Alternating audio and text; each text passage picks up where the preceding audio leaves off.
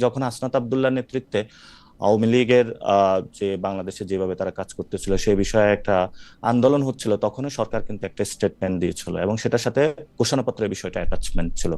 তো সরকার যে তরিকায় ঘোষণা পত্রটা দিল, without any signing off any political party অথবা জনগণকে সাথে নিয়ে, এটা কিন্তু বাংলাদেশের যে যারা রাজনৈতিক বিজ্ঞ মহলে যারা রয়েছেন তারা ভবিষ্যতে এটা ইতিহাসের পরম্পরা এটা তারা বিশ্লেষণ করবেন, কিন্তু এই জায়গাগুলো ঠিক ছিল না। তো ঠিক না থাকার কারণে স্বভাবতই, আর এটা একটা জায়গা ছিল, আরেকটা ছিল আমাদের দল থেকে যে প্রতিনিধি সেটা হলো আমাদের আহ্বায়ক এবং সদস্য সচিব ওইখানে অ্যাটেন্ড করবেন, এবং আমাদের দলীয় কোনো কর্মসূচি ছিল না এবং অন্যান্য দলেরও কোনো কর্মসূচি ছিল না।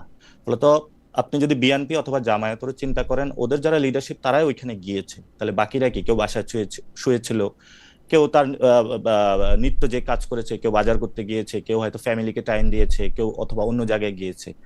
তো আপনি কি তাহলে বলবেন যে বিএনপির যে স্থায়ী কমিটির ওই মেম্বার যারা রয়েছেন অথবা জামাতের যারা মজলিস শুরার সদস্য রয়েছেন, ওই প্রত্যেকটা ব্যক্তির খোঁজ খবর মানে ওই দিন কি ছিল? ওনারাও তো এখন দাবি করতেছে যে ওনারা তো গণ অভ্যুত্থানে ছিল এবং ওনাদের নেতৃত্ব নাকি না গণ না, জনাব অভ্যুত্থানে পাটোয়ারি, হয়েছে। জনাব পাটোয়ারি, আমি কিন্তু আমি আমরা অনেক সেখানে মনোযোগ দিয়ে শুনে আমরা আমি আমরা এইটাকে হ্যাঁ বড়জোর বলতে পারি আমরা যে আপনি শাক দিয়ে মাছ ঢাকার ক্ষেত্রে আপনি খুবই দক্ষ। এখন আপনি অন্যরা কি করছে সেটা আপনি যদি কোনোদিন আমারে বলেন, আমার একটা সাংবাদিক হিসেবে আমার একটা প্রত্যাশা থাকলো যে এটা আপনি আমাকে আগে বলবেন যে 5 তারিখ আসলে আপনারা কেন গেছিলেন। এখন সেটা এখন আপনি বলতে না পারেন সেটা তো অসুবিধা নাই, কিন্তু আচ্ছা, আমরা খালিদ ভাই, আমরা এটাতে আপনার কি চিন্তা হয়? আপনার আমার মনে আপনার হয় যে মানে আপনারা যে আমি যে আপনার ক্ষমতার কেন দ্বন্দ্ব গিয়েছিলাম? আমি আমি আমার হাইপোথিসিসটা বলি। আমি যে ক্ষমতার দ্বন্দ্ব হুম, নিয়ে আপনাকে প্রশ্ন করছিলাম, আমার কাছে এটা একদম একদম একদম যদি আপনি আমার মত জানতে চান, আমি মনে করি যে এটা আপনাদের ভেতরকার ক্ষমতার দ্বন্দ্ব। আপনারা মনে করেছেন যে সেখানে নাহিদ সাহেবকে আমন্ত্রণ জানানো হয়েছে, আপনারা মনে করেছেন যে সেখানে অন্য জাহি সাহেবদের আমন্ত্রণ জানানো হয়েছে, আপনাদেরকে প্রপারলি আমন্ত্রণ জানানো হয় নাই। সেই জন্য আপনারা রাগ করে সেই রাগটা দেখানোর মতো করে, এবং আপনারা জানেন বাংলাদেশে আপনারা পরিচিত, আপনারা যেখান দিয়ে যাবেন, বিমানবন্দর দিয়ে যেখান দিয়ে যাবেন, আপনারা 100টা মাস্ক পরলেও লোকে আপনাদেরকে চিনবে, চিনে লোকে ধারণা করবে আপনারা কেন এখন কক্সবাজার যাচ্ছেন। এবং আমরা কিছু সাংবাদিক হয়তো আরেক পা আগায়া বাড়ায়া মিথ্যা কথা শুই না, ওটা হয়তো লিখবো, কিন্তু আপনারা এবং আপনারা প্রকাশ্যে এটা গিয়ে আপনারা একটা বার্তা দিতে চাইছেন, আমরা সবাই এই বার্তাটা পাইছি। ডক্টর সালাম, আমি মানে আমি না না দুঃখিত, না আমার খালিদ ভাই, আওয়াজ আমি শেষ না, শেষ আপনি শেষ আপনি শেষ বললেন করে আবার দিচ্ছি। বললেন আবার আমার হ্যাঁ, না গলার জাস্ট আওয়াজটা একটু এই বাইরে এই যাওয়াতে ডক্টর সালামের কানে মানে লাগতেছে কথা, আমি বুঝতে চাচ্ছি। না, আমি এখানে জাস্ট একটু অ্যাড করে জি দিচ্ছি। জি, এটা কোনো ক্ষমতার দ্বন্দ্ব, আপনার যে পারসেপশনটা রয়েছে এটা ভুল। এই পারসেপশনের জায়গায় আপনি সরে আসতে পারেন। এটা হ্যাঁ, ক্ষমতার দ্বন্দ্ব না আমাদের ওকে, মধ্যে এই থ্যাংক ইউ। জায়গাটায়, অর্থাৎ আমাদের ক্ষমতা নেই, দ্বন্দ্ব লিডারশিপের নেই। জায়গাটাতে আমরা যারা আছি ক্ষমতার দ্বন্দ্ব নাই আমাদের, আমরা এই জায়গাটায় মানে সবাই থ্যাংক ছাড় ইউ, দিয়ে মানে চলাফেরা খুবই করি খুবই আমরা। খুবই ভালো লাগলো শুই না। আচ্ছা, আমি একটু ডক্টর ফাহাম আব্দুল সালামের কাছে আসি, আমি আবার আসবো। জনাব নাসিরউদ্দিন পাটোয়ারি, আপনাদের নিয়ে আমাদের অনেক আগ্রহ, অনেক প্রশ্ন, কিন্তু ডক্টর ফাহাম আব্দুল সালাম, আমি একটা জিনিস নিয়ে আপনার একটু বিশ্লেষণ জানতে চাই যে এখন যে জায়গায় বাংলাদেশের রাজনীতিটা আসছে সেটা হচ্ছে অনেকটা এরকম, জাতীয় ঐক্যমত্য কমিশনে গিয়ে যে বিষয়গুলিতে সবাই একমত হয়েছে সেই একমতের কারণ নিম্নকক্ষে পিয়ারের ব্যাপারটা যে আসলে একটা খুব মানে রাজনৈতিক ননসেন্স। একটা একটা রেটরিকের অংশ, সেটা মনে হয় মোটামুটিভাবে এখন প্রতিষ্ঠিত। সুতরাং যেই জায়গায় সেটা আটকে থাকতেছে সেটা হচ্ছে যে যে যে বিষয়ে ঐক্যমত্য হবে সেই বা ঐক্যমত্য হয়েছে অলরেডি, তারা কখন সেগুলি ইমপ্লিমেন্টেড হবে? এটা কি এখন হবে, নাকি বিএনপি যেরকম বলতেছে যে সেটা মানে পরবর্তী এখন তো সরকার? হওয়ার কোনো উপায় নেই। এইটা নিয়েই কিন্তু আসলে লাগতেছে। আপনার কাছে কি মনে হয় যে এটা নিয়ে যদি একটা, যেটাকে বলে আমরা একটা অচল অবস্থা সৃষ্টি হয়, সেটার রাজনৈতিক না ফায়দা মানে কার কাছে হতে পারে? এখন তো পার্লামেন্ট নাই। এখন পার্লামেন্ট ছাড়া তো আপনি এগুলোকে কেমন করে আপনি মানে পার্লামেন্ট ছাড়া আপনি কিভাবে সংবিধানকে চেঞ্জ করবেন? আহ, মানে আহ, ইট আহ, ইজ আ এই ridiculous idea, it's a very bad precedence. না, কিন্তু পার্লামেন্ট ছাড়া তো সংবিধান চেঞ্জ হয় জনপ্রিয়ভাবে, যে যে কয়বার বাংলাদেশে জরুরি আইন হয়েছে, মার্শাল ল হয়েছে, বা একজন লোকের এগুলো জন্য ভালো আসলে জিনিস না, সংবিধান চেঞ্জ হয়েছে। এগুলো খুবই খারাপ জিনিস। হুম। ইফ ইউ কিন্তু থিঙ্ক উপায়টা কি, কেয়ারফুলি, কিন্তু উপায়টা কি যদি কেউ, উপায়টা ইজ ভেরি সিম্পল, জি উপায়টা ইজ ভেরি সিম্পল। বলেন তো যে উপায়টা কি? আপনাকে তিনটা political party, hmm let's say BNP hmm 855টার মধ্যে 750টার মধ্যে হুম রাজি হয়েছে, hmm right? Hmm and they would say, hmm promise করবে যে হুম আমরা এই 750টা ইমপ্লিমেন্ট করব। হুম যেই কটাতে সবাই রাজি হয়েছে হুম সেই কটাতে সবাই মিলে ঠিক করবে যে আমরা, আমাদের প্রথম কাজ হবে কি, হুম যে আমরা যখন গভর্নমেন্ট ফর্ম করব পার্লামেন্টে গিয়ে আমরা হুম ডিবেট করে এই হুম 750টা যে ইনক্লুশন সেগুলোকে আমরা একসেপ্ট করব। বাকি যে পয়েন্ট গুলো আছে যেগুলোতে ধরা যাক এখন পর্যন্ত কোনো একমত নাই, সেই ক্ষেত্রে আপনি ধরে নিবেন যে 3 পলিটিক্যাল পার্টি 3 জনই বলবে যে সাপোজ আপনার 100টার মধ্যে সমস্যা আছে, রাইট, অথবা 50টার মধ্যে সমস্যা আছে, তারা তাদের ম্যানিফেস্টোতে বলবে যে আমরা এই version of this we will implement that, এবং আমরা এটাকে এমন ভাবে রিড করব যে পাবলিক যাকে ভোট দেয় তার ম্যান্ডেট আছে ওই জিনিসগুলো তার মতো করে করা, যেই 50টার মতন বাদ আছে। কিন্তু যেই 750টা গভর্নমেন্টকে, 3টা পলিটিক্যাল পার্টিকে বাংলাদেশের মানুষকে প্রমিস করতে হবে যে আমরা এই 750টা এই এতগুলো যে সংস্কার সেগুলোতে আমরা সবাই কমিট করলাম না। Why this is important? আমরা অ্যাজ এ পলিটি আমাদেরকে একটা বুঝতে হবে যে আমরা একটা লম্বা জার্নিতে শুরু করলাম। আমরা যদি একটা জিনিস প্রমিস করি জনগণের কাছে, সেই প্রমিসটা আমাদের রাখতে হবে, এবং এই প্রমিসটা যদি আমি না রাখি তাহলে আমাকে নেক্সট ইলেকশনে আপনি এটার জন্য ভোট দিবেন না আমাকে। এই কারণে আপনি যে সরকার দেখেন, জনগণের সাথে গণতান্ত্রিক দলগুলোর একটা সম্পর্ক তৈরি হতে হবে, এবং সেটার একটা বড় অংশ হচ্ছে গিয়ে যে আপনি যেই কটাকে বলছেন যে আমরা এটাকে মেনে নিয়েছি, সেই 750টা ইউ প্রমিস, কিন্তু ঘটনা তো ঘটতে হবে পার্লামেন্টে। পার্লামেন্টে আপনি কি মানে যদি না যান আপনি কিভাবে এটা করবেন? না, আপনি ডক্টর সালাম, আমি এখানে দুইটা প্র্যাকটিক্যাল সমস্যার কথা বলে আপনার কাছে একটু নিদান চাই। একটা প্র্যাকটিক্যাল সমস্যা হলো আমরা কিন্তু বিএনপিকে আগে দেখছি, আমি একদম স্পষ্ট মনে করতে পারি যে 2001 সালে বিচার বিভাগ আলাদা করার ক্ষেত্রে সব কিছু নিয়ে রেডি ছিলেন ব্যারিস্টার সৈয়দ ইশতিয়াক আহমেদ, সেই সময়কার আইন উপদেষ্টা, কিন্তু তাকে জানানো হয়েছিল যে এটা বিএনপি গভর্নমেন্টে গিয়ে এটা করবে, পার্লামেন্টটা করবে, 5 বছর এটা করে নাই, ফ্যাক্ট রিমেন্স। এখন আমি যদি 90-এর গণ আন্দোলনের তুলনা দেই, যেই তুলনা আপনি অনেকবার দিচ্ছেন, আপনারা আমি শুনি, সেইটার ক্ষেত্রেও সেটা আসলে করতে পারে না। এখন বিএনপি ক্ষমতায় গিয়ে যেগুলির ব্যাপারে একমত হয়েছে সেগুলি যে করবে, সেইটা আমরা মানে এত বড় নদীতে আমরা নৌকাটা বাঁধবো কেমনে? মানে আমরা তো আর এটা বিশ্বাস করতে পারি না। মানে আচ্ছা, what is your other option? আর দ্বিতীয়টা আদার অপশনটা বরং আমি নিদানটা আপনার কাছে। আর দ্বিতীয়টা হইল যে বিএনপির ক্ষেত্রে যদি আমি দেখি, এখন যদি বিএনপি আর এনসিপি যখন তারা ইলেকশন করবে, তখন ইলেকশন করতে গিয়ে যদি তারা বলে যে দেখো বিএনপির জন্যই এটা আমরা ইমপ্লিমেন্ট করতে পারলাম না, এটা তো বিএনপির জন্য রাজনৈতিকভাবেও খারাপ। এখন আদার অপশনটা আপনি ভাইবা আমাদেরকে একটা বলতে পারেন, কিন্তু আপনি যদি বলেন যে সংবিধান ছাড়া কোনো অপশনই নাই, তাইলে এটা একটু মানে কেমন শোনায়। না, আপনার তো লিগ্যাল টুলটা নাই, মানে আপনি তো আমরা তো ওই যে যেটা ভূতাপেক্ষ বা রেট্রোস্পেক্টিভ বলি না, ওরকম ভাবে তো আমরা করতে পারি। আমরা তো করছি আসলে 17টা সংশোধনী আমাদের সংবিধানের, খারাপ উদাহরণ কিন্তু আছে তো। It's a very bad thing. দেখেন, আমি আপনাকে একটা কথা, আমি একটা জেনুইন ওপিনিয়ন বলি আমার, যে বাংলাদেশে যদি আপনি আওয়ামী লীগের মতন যদি একটা বিরোধী দল থাকে, এবং যদি এনসিপি, বিএনপি কিংবা জামায়াত ইসলামী ওই ধরনের বিরোধী দল হয়, তাহলে বাংলাদেশের রাজনীতি সামনে আগাবে না। একটা ডেমোক্রেসি হচ্ছে কি অনেক বড় ব্যাপার হচ্ছে কালচার। ডেমোক্রেসির সবচেয়ে বড় ব্যাপার হচ্ছে জেন্টলম্যানস এগ্রিমেন্ট। আপনি যদি সারাক্ষণ ঝগড়ার মোডে থাকেন, আপনি কিচ্ছু অ্যাচিভ করতে পারবেন না, নাথিং। কারণ কথা হচ্ছে যে আপনি সংবিধানে সবকিছু লিখে দিতে পারেন, কিন্তু ওটাকে যদি আপনি ওটা যে মানবেন, এটা কিন্তু এসেনশিয়ালি একটা জনগোষ্ঠীর পলিটি হয়ে ওঠার একটা নিদর্শন। এই যে পলিটি হওয়ার জন্য আপনাকে তো সব পক্ষকে, মানে আপনি তো প্রথম স্টেপ হয় ডিস্ট্রাস্ট, আপনি কিচ্ছু অ্যাচিভ করতে পারবেন না, এটা গ্যারান্টিড। এবং আমি মনে করি যে 2001 সালের বিএনপি আর এখনকার বিএনপি এক বিএনপি না, রিয়ালিটি হ্যাজ চেঞ্জড। ঠিক সেভাবে 2001 সালের জামায়াত ইসলামী এখনকার জামায়াত ইসলামী না। এবং আমি মনে করি না যে যেই প্রমিস গুলো, মানে যেই ব্যাপারগুলো ঐক্যমত হয়েছে অলরেডি, সেগুলো ইমপ্লিমেন্ট না করার কোনো উপায় থাকবে বলে আমার মনে হয় না। কিন্তু ডক্টর সালাম, আপনার কাছে মনে হয় না যে এই যে লিগ্যাল যে কোনো টুল নাই, বা লিগ্যাল টুলের ব্যাপারে শুধুমাত্র বিএনপি যে কনসার্ন হইতেছে, এইটা কেন? মানে লিগ্যাল টুল যদি না থাকে, আমরা যদি এটা জোর করে করি, এটা যদি খারাপ একটা প্রেসিডেন্স হয়, এটা তো এনসিপিরও বোঝার কথা, এটা তো জামাত ইসলামীরও বোঝার কথা।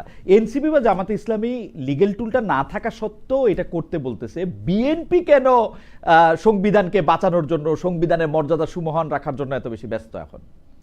ইট ইজ নট অ্যাবাউট সংবিধানের মর্যাদা, ইট ইজ অ্যাবাউট হচ্ছে কি আপনি যদি দেখেন, NCP is not going to form the government, that this is the reality. মানে আমরা অনেকভাবে বলতে পারি, বাট রিয়ালিটি এরকমই। এখন এনসিপি যারা গভর্নমেন্ট ফর্ম করবে না তাদের জন্য অনেক ধরনের কথা বলা সম্ভব। যখন আপনি অ্যাকচুয়ালি গভর্নমেন্ট রান করবেন তখন আপনি খেয়াল করবেন যে অনেক জিনিস কাজ করা যায় না। আপনি সরকার যদি ফর্ম করতে না হয় তাহলে আপনি বলতে পারেন ইন্ডিয়াকে খায়া দাও, ভাঙ্গা দাও, সবকিছু। কিন্তু যখন আপনি অ্যাকচুয়ালি রান করবেন government, then you will see the reality is difficult.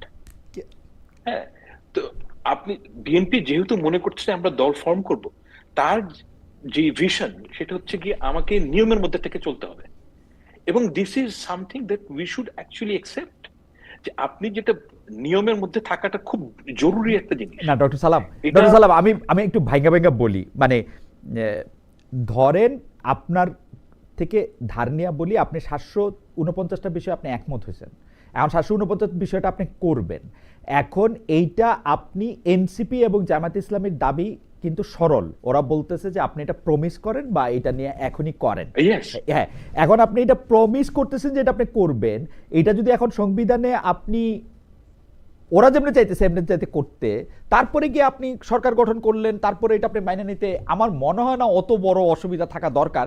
যতটা অসুবিধা হচ্ছে জি জি বলেন। আমি তো যতদূর জানি যে প্রমিস তারা করবে, প্রমিস, কিন্তু তারা প্রত্যেকটা প্রমিস করবে না। যেই কয়টা বিষয় তারা ঐক্যমতে পৌঁছেছে সেগুলো তারা প্রমিস করবে, এবং ওই কয়টার ব্যাপারেই কথা হইতেছে, কিন্তু ওই কয়টার ব্যাপারে না। এখন ব্যাপারটা হচ্ছে কি যে বিএনপি প্রমিস করতেছে যে এই কয়টা তারা করবে, কিন্তু তারা আবার পাশাপাশি বলতেছে আমরা ইমপ্লিমেন্ট করব নতুন সরকার আসার পরে। এইখানে আমাদের মধ্যে একটু সন্দেহ দেখা দিচ্ছে, আমরা মনে করতেছি যে there is no other way। আমি তো দেখি না যে আপনি কিভাবে কাজটা করবেন, কারণ আপনি তো পার্লামেন্ট যদি না থাকে, আমি প্রেসিডেন্সিয়াল অর্ডার দিয়ে করে নিব এটা, এখন পরে পার্লামেন্টে এটা ঠিক করে নিব, পরে পার্লামেন্টে ঠিক করে নিব। Ordinance, it's just an ordinance. হ্যাঁ, অর্ডিন্যান্স করে আমি বদলাই নিব, কি আর সংবিধান একটা বই খাতা, আমি এটা অর্ডিন্যান্স দিয়েই করে নিব, পরে গিয়ে পার্লামেন্টে এটা ঠিক করব। দেখেন, অর্ডিন্যান্সের আমি জানি না, অর্ডিন্যান্সের তো সানসেটিং হয় সম্ভবত, মানে 5 বছর 6 বছর পর। এখন যদি সানসেটিং, আমি ঠিক বাংলাদেশের সময়টা জানি না, মানে এক্স্যাক্টলি কখন সানসেটিং হয়। এখন সাপোজ আপনি একটা অর্ডিন্যান্স করলেন, আমি এটা পার্লামেন্টে মানে আপনি প্রমিসটাকে গুরুত্ব কম দিচ্ছেন as oppose to legal document. আমি ঠিক উল্টাভাবে দেখি।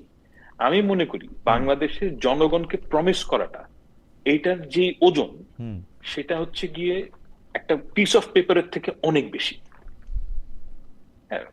এবং ওই জায়গাটায় যদি আপনি বিএনপি কে বলেন কিংবা জামায়াত ইসলামীকে বলেন এবং এনসিপি কে বলেন, তিনজনকে যদি বলেন যে আমরা ঐক্যমত্যের জায়গাটা আমরা তিনজনই প্রমিস করবো যে এই কয়টা জায়গা যেই ক্ষমতায় আসুক। ডক্টর সালাম, আমি প্রবলেমটা কোথায় দেখি জানেন? আপনার কথা থেকে বলি, আমি প্রবলেমটা দেখি এনসিপি এবং জামাত ইসলাম কিন্তু মনে করতেছে তারা সরকার গঠন করবে না, সরকার গঠন করবে হচ্ছে বিএনপি। সেজন্য বিএনপির প্রমিসটার চেয়েও গুরুত্বপূর্ণ হচ্ছে লিগ্যাল ইনডাইটমেন্ট। এখন আপনি যদি এটা না করেন, এনসিপি এবং জামাত ইসলামের এটা ভাবার যথেষ্ট কারণ আছে। বিএনপি যখন 270টা বা 170টা বা 151টা সিট নিয়েও আসবে, তখন ও এটাকে পিছাতে থাকবে, বলবে না, করবে না, নানা কারণ দেখাবে, মানে করতে পারে আর কি ইচ্ছা করলে। কোর্স করতে পারে, এবং যদি বিএনপি করে, বাংলাদেশের মানুষ বিএনপির এগেইনস্টে যাওয়া উচিত। দিস ইজ বাংলাদেশের মানুষ তার এনার্জি নাই। 15 বছর শেখ হাসিনার বিরুদ্ধে জুলাই আগস্টে এত রক্ত টত্ত দিয়ে আর এনার্জি নাই তো। ওয়েল, দমে গেলে চলবে না, তো সারা জীবন আমরা এগুলিই করতে থাকবো। আচ্ছা যাও ডক্টর সালাম, আপনার বক্তব্য পরিষ্কার। আমি একটু আরেকটা প্রসঙ্গে আপনাকে একটু প্রশ্নটা করে রাখতে চাই, আপনি যদি এর পরে একটু জবাব দেন, মানে আমরা আবার একটু জনাব পাটোয়ারির কাছ থেকে হয়ে আসার পর জবাব দেবো, আপনি শুরুটাও করতে পারেন। সেটা দেখলাম যে আমরা কিন্তু এটা দেখেছিলাম যে বিএনপি নেতাদের দ্বিতীয় প্রজন্মকে দিয়ে একটা প্রেসার গ্রুপ তৈরি করে আসলে বিসিবি নির্বাচনী বৈতরণী পার হতে চেয়েছিলেন বাংলাদেশ ক্রিকেট টিমের সাবেক অধিনায়ক তামিম ইকবাল, কিন্তু সরকারের কর্তৃত্ব ব্যবহার করে মূলত সেইটা আবার ঠেকালেন ক্রীড়া উপদেষ্টা জনাব আসিফ মাহমুদ সজীব ভূঁইয়া। বিএনপি ক্ষমতা হলে যে দেশে ক্রীড়াঙ্গন সহ বিভিন্ন ক্ষেত্রে দলীয়করণ, স্বজনপ্রীতি, পরিবারতত্ত্ব কায়েম হবে,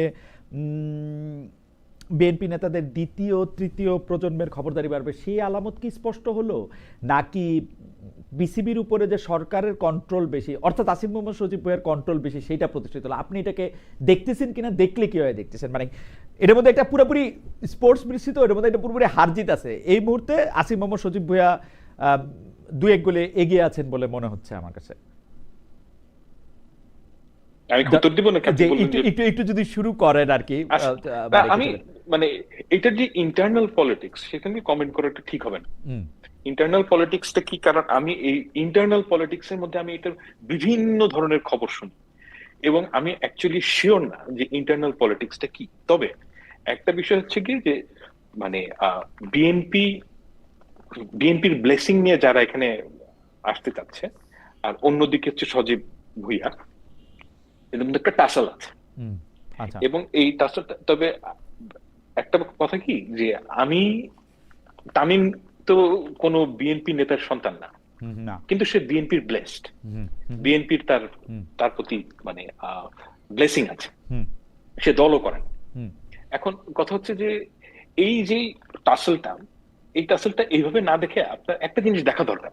মানে আমি তো একজন আউটসাইডার, আমি আউটসাইডার দেখি যে মানে বিসিবির মতো, মানে বাংলাদেশের যে বাংলাদেশ ক্রিকেট কন্ট্রোল বোর্ডের যে প্রফেশনাল কারা, মানে কার অ্যাকচুয়ালি এক্সপিরিয়েন্স আছে, আমার কাছে তো মনে হয় যে তামিম ইকবালের অ্যাকচুয়ালি এক্সপিরিয়েন্স আছে, মানে he knows probably more than anyone else যে কিভাবে ক্রিকেট রান করা উচিত, সম্ভবত, আই এম নট শিওর।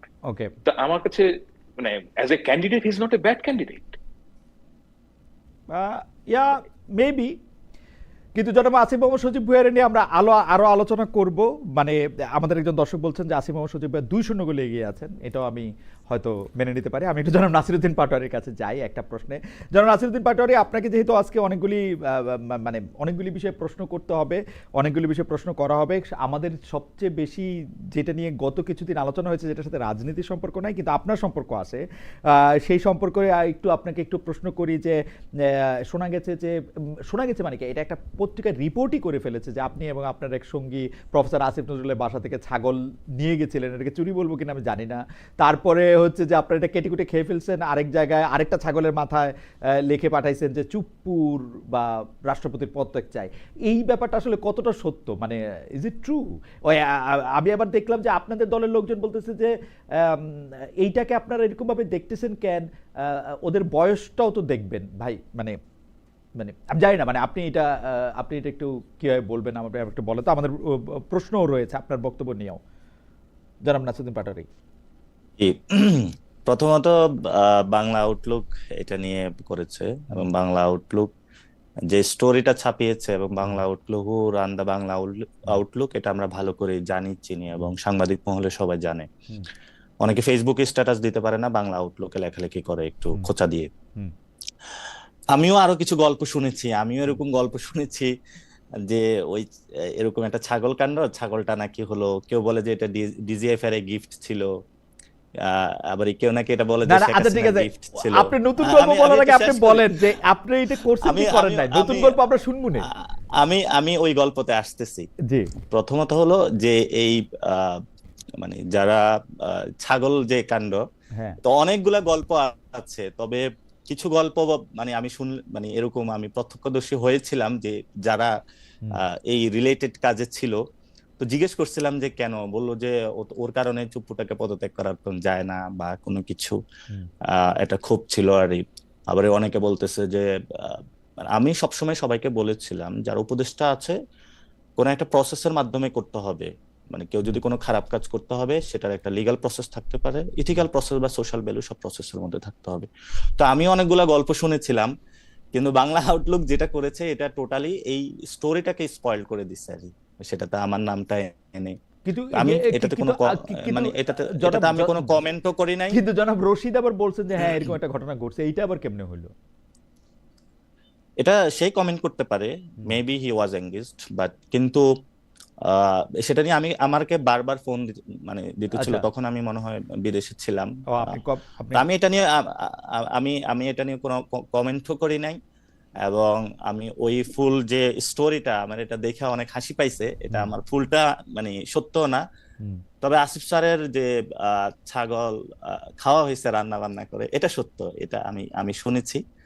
এবং হলো সিরিয়াসলি আপনারা প্রফেসর আসিফ নজরুলের ছাগল আইনা রান্না বান্না করে খাই ফেলছেন? এটা কি ওনারে একটা মানে শিক্ষা দিতে, মানে ইয়া করতে, মানে কি করতে, মানে you did এটা that? অনেকের এটা এটা আমি এটা মনে করছি অনেকে যে মনে এটার করে মধ্যে যে একটা রেটরিক আছে, মানে এটা এটা অনেকে এটা এটা কি অনেকে মনে সত্যি করে বলে না? যে এটা, হ্যাঁ, এটা অনেকে মনে করে যে আহ আসিফ স্যার হয়তো এটার মাধ্যমে একটু শিক্ষা পাবে।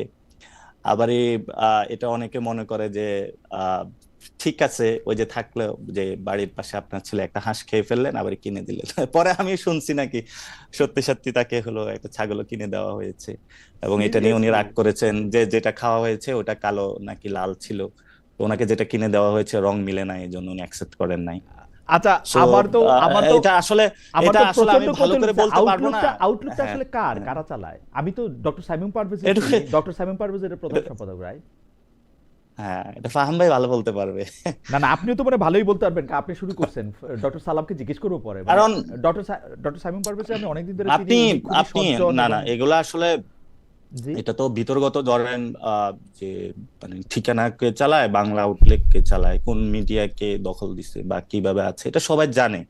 কিন্তু এগুলো আমি পাবলিকলি আনতে চাই না, কারণ পলিটিক্যাল ভিতরে এত ন্যাস্টি জগৎ, মানে আর বাংলাদেশের মানুষ আসলে মানে পলিটিক্যাল পার্টি গুলার প্রতি থুতু নিক্ষেপ করবে। তো এটা people will discover what's happening that. আমি মাঝে মধ্যে কিছু কথা বলে ফেলি, পলিটিক্যাল যারা পার্সন, বিজ্ঞজন যারা নিজেদেরকে দাবি করে, বর্ষিয়ান পলিটিশিয়ান, তারা বলে যে ওরা বাচ্চামি কথা বলে, মানে থাকে না বিতর্গত কিছু বললে ওরা মনে করে যে না না না, আমাদের হলো ভিতরের যে খবর ঠিক আছে, এগুলো বাহিরে আমরা চলে আমরা গেলে। আপনার সত্যি কথায় কথা, আসি, বাংলাদেশের পলিটিক্যাল যে কালচার, আপনার কথায় আসি, যে কারণ কালচার হচ্ছে গুলো যে খাওয়া দাওয়ার চলতেছে কথা এগুলো অনেক তো শুনলাম ভালো এবং না। আমি পুরা ব্যাপারটা মানে একটু ভিজুয়ালাইজ করতে পারতেছি, কারণ প্রফেসর আসিফ নজরুলের বাসা যেখানে, তার ছাগল পাশে খুব আগুন গুরুত্বপূর্ণ জ্বালানো কিন্তু হচ্ছে, বাংলাদেশে। রান্না করা হচ্ছে। জি, এইটা ছাগল খুব গুরুত্বপূর্ণ বাংলাদেশের বাংলাদেশের রাজনীতিতে। ছাগল খুব গুরুত্বপূর্ণ, এই এক্স্যাক্টলি এক্স্যাক্টলি, হয়তো ছাগলই একটা গুরুত্বপূর্ণ, সরকার না পড়ে না না, গেছে ছাগল হয়তো নিয়ে। হয়তো এটা ছাগলই গুরুত্বপূর্ণ। বাংলাদেশের রাজনীতিতে ছাগল গুরুত্বপূর্ণ না, গরু বা গাভী একটা গুরুত্বপূর্ণ সরকার ছিল। সরকার পড়ে গেছে একটা পরে ছাগল যাওয়া নিয়ে। শুরু হয়েছিল ছাগল দিয়ে, এটা বোধহয় ডক্টর সালামের মনে হয়েছে যে ওই যে মতিউর রহমানের ছাগল। Yes, আচ্ছা, হাওয়েভার কিন্তু আমি একটু জনাব নাসিরুদ্দিন না, পাটোয়ারি, তবে আমি এটা ডিরেক্ট সব কিছু বলতে পারবো না, কারণ আসলে আমি তো উপদেষ্টা না, আর মন্ত্রী পাড়ায়ও আমি থাকি না। হ্যাঁ এটা আসলে পাড়া প্রতিবেশী যারা উপদেষ্টা আছে ওনারা ভালো বলতে আমি অবশ্যই পারবে। এই প্রসঙ্গে আসবো। অথবা অথবা আসিফ আসিফ নজরুল স্যারকেও, আপনারা আসিফ নজরুল স্যারকেও জিজ্ঞেস করতে পারেন ইয়া কি বা কি। ইয়া হুম। আসলে তবে ঠিক ওই আছে। বাংলা আউটলুকে আসিফ নজরুল স্যারের তো খুব ভালো সম্পর্ক সাইমুম সাইমুম ভাইয়ের সাথে। উনি তো আসিফ নজরুল স্যারের কমেন্টটা নিলেও হয়তো বা ভালো হতো, তখন হয়তো বা এটা একটু ক্রেডিবিলিটি হতো। হ্যাঁ, সো এটা আসলে আপনার আহ, আজকে যে কমেন্ট, সেই কমেন্ট পাইলেও একটু ক্রেডিবলি হইতো, আপনাকে পায় নাই, তাদের এটা একটা এটা হয়েছে। কিন্তু কিন্তু আমি জনাব নাসিরুদ্দিন পাটোয়ারি, আমি মনে করি যে আপনি যেহেতু কমেন্ট দিতে না, চান আসিফ না স্যার ব্যাপারে, যদি কোনো কমেন্ট করে, আসিফ হ্যাঁ স্যার যদি কোনো কমেন্ট করে, যদি এই ধরনের হ্যাঁ কোনো বিষয় আসে, এটা হলো মুক্তাদির রুমিও রশিদ, ভাই মুক্তাদির যদি রশিদ একটা জি। রশিদ ভাই, রুমিও ভাই একটা গল্পই বলতে পারেন, যদি এটার যে ওনার আছে অথবা যাকে নিয়ে এই কথাটা আসছে, উনি যদি কোনো কমেন্ট করতো, তাহলে হয়তো আমি কোনো কমেন্ট দিতাম। ও হ্যাঁ, সো সেটাও ঠিক আছে। আপনার মানে আমি এখানে এটা নিয়ে কোনো কমেন্ট করব না এই জন্য, ওকে, বিকজ ঠিক দ্যাট আছে। আমিও আরো অনেক বেশি স্টোরি শুনেছি। সো যখন উনি কমেন্ট আপনার করবে তখন স্টোরিগুলি তো আমি শোনা দরকার আহ, ডক্টর সালাম। আমার মনে হয় যে একটা লম্বা সময় করে জনাব পাটোয়ারির স্টোরিগুলিও শোনা দরকার, কিন্তু জনাব পাটোয়ারির বক্তব্যে আমরা থাকি, স্টোরিটা আমরা যদি সময় পাই তাহলে আমরা শুনবো না। ডক্টর সালাম, আমি আপনার থেকে একটু আগে অনুমতি নিয়ে রাখতেছি যে আজকে আমরা যেহেতু একটু ইয়ার মধ্যে পড়ছি, সেহেতু আমরা একটু অনুষ্ঠানটা একটু লম্বা করবো, আপনি যদি আমাদেরকে একটু একটু সময় দেন, কারণ আপনি একটা খারাপ ইয়াতে আছেন। জনাব নাসির, আপনিও আমাদের একটু সময় দেন। আপনি আমাদেরকে বলছিলেন, বা সরি আমাদেরকে না, সবাইকেই বলছিলেন যে ফেব্রুয়ারিতে ইলেকশন হবে না, সেই বক্তব্য এখনো আছে কিনা? গতকালও আপনার একটা বক্তব্য এরকম ছিল, মানে ইসি ঘেরাও করে কমিশনকে পদত্যাগ করানো হবে, এই বিষয়ে দলীয় কর্মসূচি কোথায়? এটা আপনাদের দলীয় কর্মসূচি কিনা? আমরা এই ব্যাপারে একটু কনফিউজ কোথায় থাকি জনাব পাটোয়ারি। এনসিপির আসলে মুখপাত্রকে আমরা অনেক সময় দেখি, মানে কেউ একটা এরকম কথা বলতেছেন, পরে আবার আরেকটা কথা বলতেছেন, আমরা এইটার কারণ কি? মানে আপনি কি দলের মধ্যে সমালোচিত হন আপনার কিছু কথার জন্য? অনেকেই বলে থাকেন যে আপনি খুব ডাইরেক্ট কথা বলেন, অনেকে বলে থাকেন আপনি আপনার কথায় আবার অনেক সময় একটু অ্যারোগেন্সও প্রকাশ পায়। দুইটা বিষয় যদি আপনি বলেন, ফেব্রুয়ারিতে ইলেকশন হবে না, সেটার ব্যাপারে আপনি আসলে এক আছেন কিনা? ইসি ঘেরাও করে কমিশনারকে পদত্যাগ করানো হবে, এই বিষয়ে দলীয় কর্মসূচি কবে?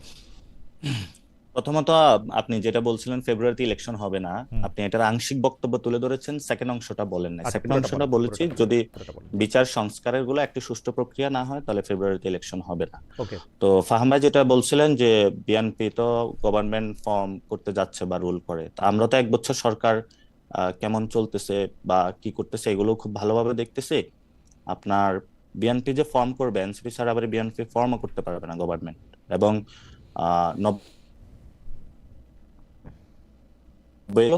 পিপল এখন একটু সন্দিহান রয়েছে যে আসলে সামনে কি করতে যাচ্ছে। তো কিছু প্র্যাকটিক্যাল অ্যাসপেক্ট বলি, এগুলা তো আপনি যেহেতু প্র্যাকটিক্যাল অ্যাসপেক্ট গুলা পেতে চাচ্ছেন, এখন যেটা জামায়াতে ইসলামী প্রভিশনাল যে কনস্টিটিউশনাল যে অর্ডার চাচ্ছে, এটা কিন্তু পিওসি বেসিক্যালি এটা পাকিস্তানে হয়েছিল। তো সেখানেও আমাদের কিছু রিজার্ভেশন রয়েছে, বিকজ দ্যাট পিওসির মাধ্যমে কিন্তু মার্শাল লর একটা সুযোগ সৃষ্টি হয়েছিল, তো সেখানে আইয়ুব খান ক্ষমতায় এসেছিলেন, আর অনেকগুলো কাহিনী ঘটেছিল। এবং জামায়াত ইসলামের যে পলিটিক্স সেখানের মধ্য দিয়ে কিন্তু বিপ্লব বা যে কোনো কেওয়াজ হলে তাদের অনেক বেশি প্রফিট হয়, যেহেতু এটা রেভলিউশনারি ক্যাডার ভিত্তিক অর্গানাইজেশন। তো আমরা সেই জায়গাতেও খুব কনসার্ন থাকি যাতে এই ধরনের কোনো পরিস্থিতি সামনে সৃষ্টি না হতে পারে। সেকেন্ড যেটা হলো, বিএনপি বলছে যে একটি মানে 5 তারিখে একটা মিটিং হওয়ার কথা, সেখানে হোপসো বিএনপি এই পর্যায়ে এসেছে। আমি যতটুকু জানি তারা রাজি হবে যে একটি প্রেসিডেন্সিয়াল অর্ডারের মাধ্যমে এই প্রসেসটা আগানো, এবং ভবিষ্যতে সংসদে এসে তারা এই জিনিসটা করবে। তো এখন পর্যন্ত মানে এটার কিভাবে খুব ভালো করে সম্পন্ন করবে, এটাতে বিএনপিও একটি ভালো সলিউশন দিতে পারে নাই, জামায়াত ইসলামী একটি সলিউশন দিতে পারে নাই। আমি আলী রিয়াজ স্যার থেকে শুরু করে বাংলাদেশের মানে বিএনপির যিনি থিঙ্ক ট্যাঙ্ক হিসাবে লিগ্যাল ক্ষেত্রে ওনারা বুদ্ধি পরামর্শ নিয়ে থেকে, বোরহান স্যার, রিদওয়ান স্যার থেকে শুরু করে জামায়াত ইসলামীর যারা বুদ্ধি নিয়ে থাকে, শিশির মনির, সবাই থেকে একটু কথা বলার সুযোগ হয়েছিল। সেই জায়গা থেকে যতটুকু বুঝি ওনারা হয়তো পলিটিক্যাল কারণে এই জায়গাটা বলতেছে, কিন্তু যখন আমরা তাদের সাথে তর্ক বিতর্ক এবং আলোচনার মধ্যে যাই, আমরা যে প্রপোজিশনটা দিয়েছিলাম নিউ কনস্টিটিউশন, সেই জায়গাটা ওনারা অনেকাংশে এগ্রি বা সম্মত হয়। কারণ বাংলাদেশের সত্যিকার অর্থে যদি আমরা ডেমোক্রেটাইজেশন এবং আমাদের অতীতের যে ইনস্টিটিউশনালের যে ভেঙে পড়া দুরবস্থা থেকে বেরোয় আসতে চাই, সেই জায়গা থেকে। ফাহাম ভাই একটি কথা বলেছিলেন একটু আগে, আমি ফাহাম ভাইকে খুবই সম্মান করি, যে বলেছিলেন নিয়মের মধ্যে থাকতে থাকতে চান। তাহলে এই গণঅভ্যুত্থানকে পিপলকে আপনি ওয়েলকাম জানাইছেন নাকি জানান না? তাহলে আপনি নিয়মের মধ্যে থেকেই 5 বছর পরে যে ইলেকশনটা হবে সেই ইলেকশনের প্রসেসের মধ্যেই আপনি শেখ হাসিনাকে বিদায় করতেন। এবং গত 3টে ইলেকশনে আপনার এত ভোট ব্যাংক থাকা সত্ত্বেও আপনি নিয়মের মধ্যে থেকেই শেখ হাসিনাকে আপনি বিদায় করতে পারেন না, মানে এবং শেখ হাসিনা হলো নিয়ম ক্রস করে ফেলছে। মানে তো আমি যে এজেন্সটা বলতে চাচ্ছি, আপনি কোশ্চেনটা করেছিলেন যে জি জি। ফেব্রুয়ারিতে ইলেকশন হবে কিনা। হুম। সো আমরা যদি লিগ্যাল পার্সপেক্টিভ ওয়েতে দেখি, বাংলাদেশ 5 আগস্টে গত বছরের যে জায়গাটা ছিল এখনো কিন্তু ওই জায়গাটা রয়ে গিয়েছে। এখনো 106 এর নিয়মের ব্যত্যয়ের করেই তো এই কাজগুলো এখন হচ্ছে, এবং সংবিধানের অধিকাংশ জায়গাটাই কিন্তু হলো অলরেডি এটা আছে নাকি নাই। কোনো কাজ সংবিধানের অধীনে হয়, কোনো কাজ সংবিধানের অধীনে হয় না, এবং বিএনপি ওই কাজগুলোতে সন্তুষ্ট না, কিন্তু রয়েছে। কিন্তু তাহলে কিন্তু আপনি জনাব নাসিরউদ্দিন আপনি পাটোয়ারি, যদি আমি একটা জিনিস বুঝছি, আপনারা তো সংবিধানটারই ছুঁড়ে ফেলে দিতে চাইতেছেন বা সংবিধানটারে আপনারা মানতে চাইতেছেন, তো সেই সংবিধানে এটা সংযুক্ত হোক এইটারই আপনারা এত বেশি গুরুত্ব কেন দিচ্ছেন? ডক্টর সালাম কিন্তু বলতেছিলেন যে এইটা নিয়মের বাইরে গিয়ে উনি বলতেছেন যে সংবিধানের চেয়েও কিন্তু এই আন্দোলন, এই অভ্যুত্থান, এই প্রমিস পোস্ট 5 আগস্ট অনেক বেশি গুরুত্বপূর্ণ, কিন্তু আপনারা সেই সংবিধানটার মধ্যে এটা চাইতেছেন কেন, যে সংবিধানটা আপনারা না, ফালা আমরা দিতে তো চান? আপনি হয়তো মিস করেছেন, আমাদের জি। প্রস্তাবনাটা ছিল গণপরিষদ। আমরা তো এই সংবিধানের না না, মধ্যে থেকে করতে গণপরিষদ চাই না, না। মানে এই যে এখন ইমপ্লিমেন্টেশনটা কখন হবে সেইটা আপনারা প্রেসিডেন্সিয়াল অর্ডার করেই কেন এটা চাইতেছেন, মানে কারণটা কি? আমরা তো প্রেসিডেন্সিয়াল অর্ডারের কথা বলি নাই, আমরা তো আপনারা বলেছি নিউ কনস্টিটিউশনের মধ্য দিয়েই হোক, নিউ মানে কনস্টিটিউশনের মধ্যে দেওয়া সবকিছু। হোক। জি, আমরা তো গণপরিষদের কথা আপনারা বলে নতুন আসছি। করে এখন মানে গণপরিষদের কথা বলতেছেন যে গণপরিষদ করে হোক। এটা আমরা নতুন করে না, এটা এটা না না, আমরা বুঝতে এই যে পারতেছি, মানে কনসেনসাস কমিশনে আমরা জি। যে প্রস্তাবনাটা দিয়েছিলাম, হুম, সেটার মধ্যে আমরা গণপরিষদ একদম সংবিধান ছুঁড়ে ফেলে দিয়ে হুম। নতুন করে সবকিছু রিস্টার্ট করার কথা বলেছিলাম। আ, এখন যেটা হতে যাচ্ছে, এখন আমি যতটুকু কথা শুনেছি যে তারা একটি প্রেসিডেন্সিয়াল অর্ডার করবে এবং ইলেকশনের সময় গণভোটের একটা প্রস্তাবনা নিয়ে আসতে চাচ্ছে। সেখানেও পিপলস উইলে থাকতে পারে, অর্থাৎ না তারা গণপরিষদ, না তারা অ্যামেন্ডমেন্ট। কারণ বিএনপির যে আপনি কথাটা বলেছিল আমরা সেখানে অবজেকশন দিয়েছিলাম, কারণ মানে আচ্ছা, সংবিধানের আমার একটা বেসিক ছোট যে প্রশ্ন, স্ট্রাকচার আমার একটা সেটাই ছোট চেঞ্জ প্রশ্ন, হয়ে গেছে। আমার মানে আপনারা যদি গণপরিষদের নির্বাচন চান বা গণপরিষদটাই যদি আপনারা চান, তাহলে বর্তমান যে সংবিধান আছে সেইটা কতদিন পর্যন্ত অ্যাক্টিভ থাকবে, নতুন একটা সংবিধান না হওয়া পর্যন্ত? গণপরিষদ যখন আমরা বলি তখন যখন গণ অভ্যুত্থানটা হয়ে গেছে পিপলস উইলের মধ্য দিয়ে, তখনই তো সব সংবিধানটা বাতিল হয়ে বাতিল গিয়েছিল। হয়ে গেছে তো। কিন্তু তাহলে এখন আপনি জি, বাতিল হয়ে এখন গেছে। আপনি বিচার কাজ, বাংলাদেশ সরকারের কাজ, সেটা কি দিয়ে চালাতেছেন তাহলে? এটা তো আমরা অনেক আগ থেকে বলে আসছি যে একটি যদি ঘোষণাপত্র হতো অথবা একটি পেপার হতো যেটা সবার মধ্য দিয়ে ওকে, এবং আহ, সেটার মধ্য দিয়ে বাংলাদেশ পরিচালনাটা হলে ভালো হতো। এখান থেকে আমরা তো আমাদের জায়গা থেকে সরি নাই আচ্ছা এবং আচ্ছা, আমরা বুঝতে সে পারছি, বিষয়ে কিন্তু বলে আপনারা আসছি জায়গা যে থেকে সরেন সেটাতে নাই, কিন্তু আপনারা মানে, আচ্ছা যাই হোক, আমি এটা নিয়ে আর আপনার সাথে বিস্তারিত কথা নিশ্চয়ই আরেকদিন বলবো। আমি আপনাকে আপনার দুটা কথা বা আপনাদের দলের দুইটা কথা একটু স্মরণ করে দিতে চাই। যে আপনাদের দলের একজন নেতা সামান্তা শারমিন, তিনি খুব যুগান্তরকে বলেছেন যে নির্বাচনের আগে বিশেষ প্রকল্প ফাঁস করা হবে। আপনার কাছ থেকে আমরা একটু জানতে চাইবো যে সেই বিশেষ প্রকল্পটা আসে কি।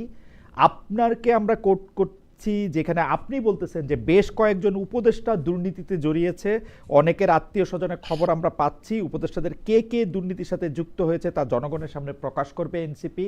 এগুলি এনসিপির নিজস্ব, মানে আপনাদের নিজস্ব, আপনারা যারা এনসিপির নেতা আছেন তাদের নিজস্ব ভাবনা নাকি এনসিপির দলীয় ভাবনা, এইটা একটু আমরা আপনার কাছ থেকে শুনবো। কিন্তু আমরা একটু ডক্টর সালামকে শুনে আসি। ডক্টর সালাম, দুইটা বিষয়, একটা হচ্ছে যে এইটা ঠিক যে বিপ্লব নিয়ম মেনে হয় নাই, গণ অভ্যুত্থান নিয়ম মেনে হয় নাই, তারপরেই তো সংবিধান এটা হয়ে গেছে, আমরা সংবিধানকে এরকম করে রক্ষা করতে চাইতেছি কেন, প্রমিসের থেকে এইটার বেশি এটা গুরুত্বপূর্ণ, এই বিষয়টা থেকে আপনি একটু বলবেন।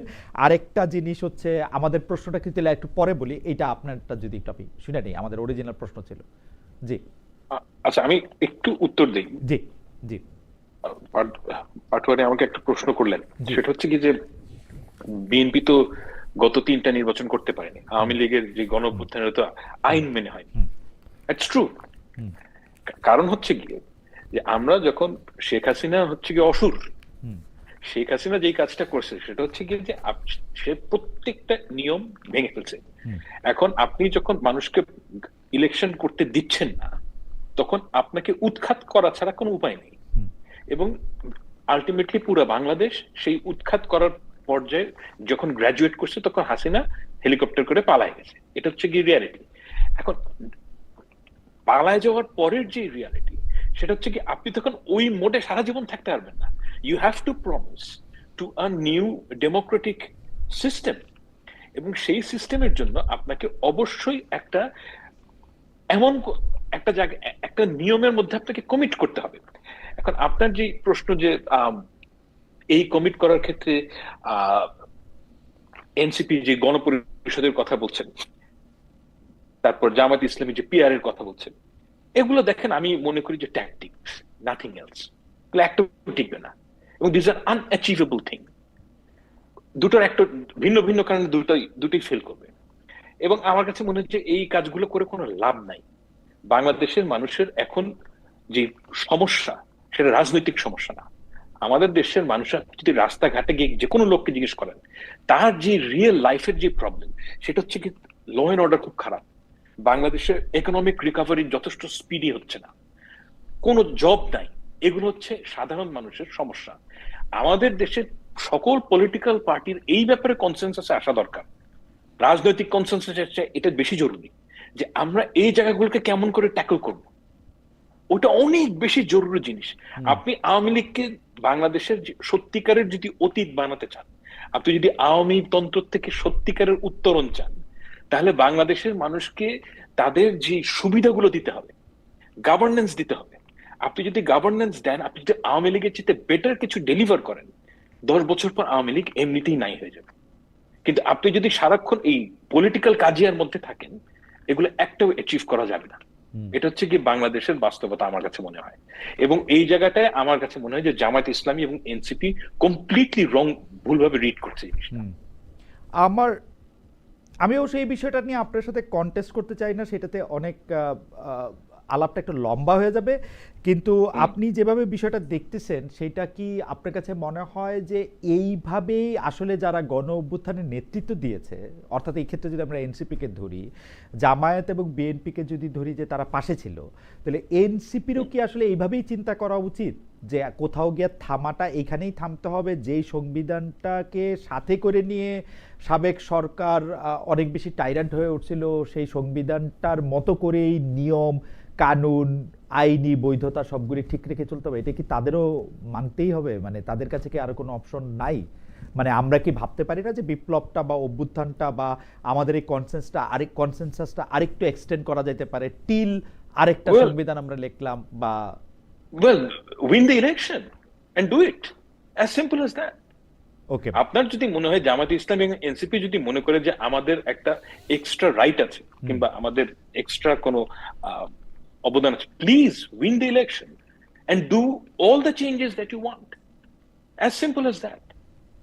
ওকে কিন্তু আপনাকে ডেমোক্রেসির মূল আপনি এখানে বলতেছেন যে ঠিক আছে, জনগণ যদি ম্যান্ডেট দেয়, জনগণ যদি এই কথার উপরে আপনাদেরকে ভোট দেয়, তাহলে Exactly. তো আপনারা এসে এটাই করতে পারবেন।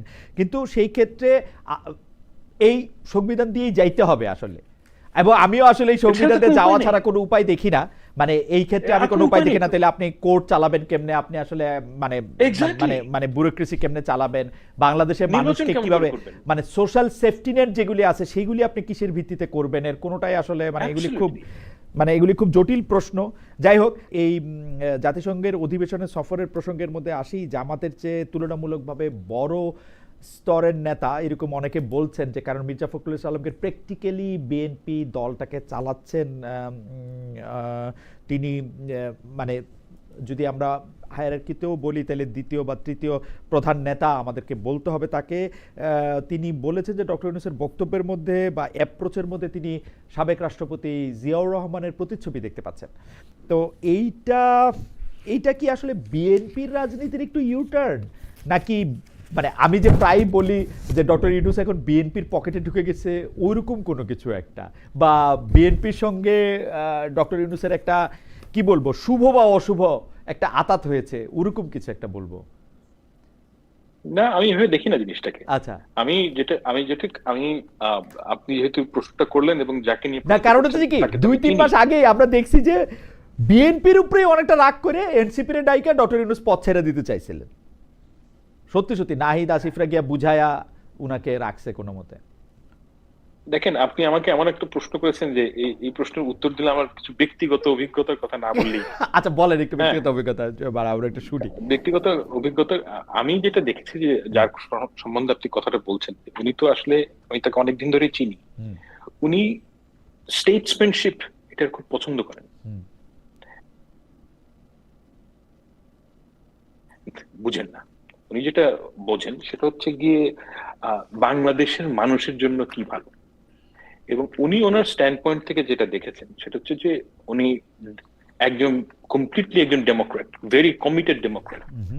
এবং উনি মনে করেন যে ডেমোক্রেসির যে ট্রানজিশন, এটা খুবই খুবই গুরুত্বপূর্ণ, perhaps the number one is to. এই ব্যাপারে তার সাথে আমার একমত না। আমার কাছে মনে হয় যে ব্যক্তিগতভাবে আমি মনে করি যে বাংলাদেশের ইকোনমিক রিকভারি এর চেয়ে গুরুত্বপূর্ণ বিষয়। যাই হোক, সেটা ভিন্ন বিষয়। তো এখন উনি যেই ডেমোক্রেসি যে ট্রানজিশনটাকে ইম্পর্টেন্ট মনে করেন, সেটার প্রতি ইউনূস সাহেবের যে কমিটমেন্ট, সেটা দেখে উনি তাকে জিয়াউর রহমান সাহেবের সাথে কম্পেয়ার করেছেন বলে আমার ধারণা। এখন আর আমি এটাও মনে করি যে বাংলাদেশের যে ডেমোক্রেটিক ট্রানজিশন, এটা একটা ভেরি ইম্পর্টেন্ট থিং।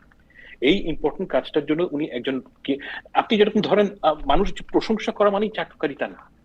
আমি আমার অনেক ছোট ভাই, প্রশংসা করা মানেই এটা কোনো ডিভিয়াস কারণে মানুষ প্রশংসা করে না। এই জায়গাটা থেকে আমাদের বের হওয়া দরকার যে আপনি কিন্তু জেনুইনলি একজন মানুষকে পছন্দ করে একটা কথা বলতে পারে না, এবং এটা বলতে পারাটাও খুব গুরুত্বপূর্ণ বিষয়। আপনি কেউ যদি খারাপ কিছু করে সেটা সমালোচনা করাটা জরুরি। ইকুয়ালি ইম্পর্টেন্ট হচ্ছে কি, কেউ যদি ঠিক কাজ করে ওইটাকে আপনাকে রেকগনাইজ করতে হবে। এবং আমার কাছে মনে হচ্ছে যে ইউনূস সাহেবের এই যে কমিটমেন্ট টু ডেমোক্রেটিক ট্রানজিশন, এটা দেখা যাচ্ছে, সেই হিসাবে উনি কথাটা বলেছেন। ওকে, এবং আমি মনে করি যে এখানে কি ডেমোক্রেটিক ট্রানজিশনের অনুবাদ হচ্ছে বিএনপি যেভাবে চাচ্ছে সেভাবে? কারণ আমরা ইউনূস সাহেবকে এতদিন দেখতাম এনসিপি যেমনে চাইতেছে এমনি চলতেছে, কিছু হইলে আবার উনি বলতেছে ওরা তো আমার নিয়োগ করছে, আমি আর বাইরে কোথায় চলবো। এখন আবার একটু বেশি বিএনপি হয়ে গেছে কিনা, মানে আমি এইটাই বুঝতে চাইতেছি, স্পেশালি জনাব তারেক রহমানের সাথে উনার বৈঠকের পর। আর ইউনূস সাহেব তো এনজিও করতেন, ইউনূস সাহেব এটা পারেন আসলে, মানে অবস্থান চেঞ্জ করতে, বক্তব্য চেঞ্জ করতে। না, এটা দেখেন, এই ব্যাপারটা খুব কমপ্লিকেটেড হচ্ছে কি এই কারণে যে a lot of it depends on personal charm.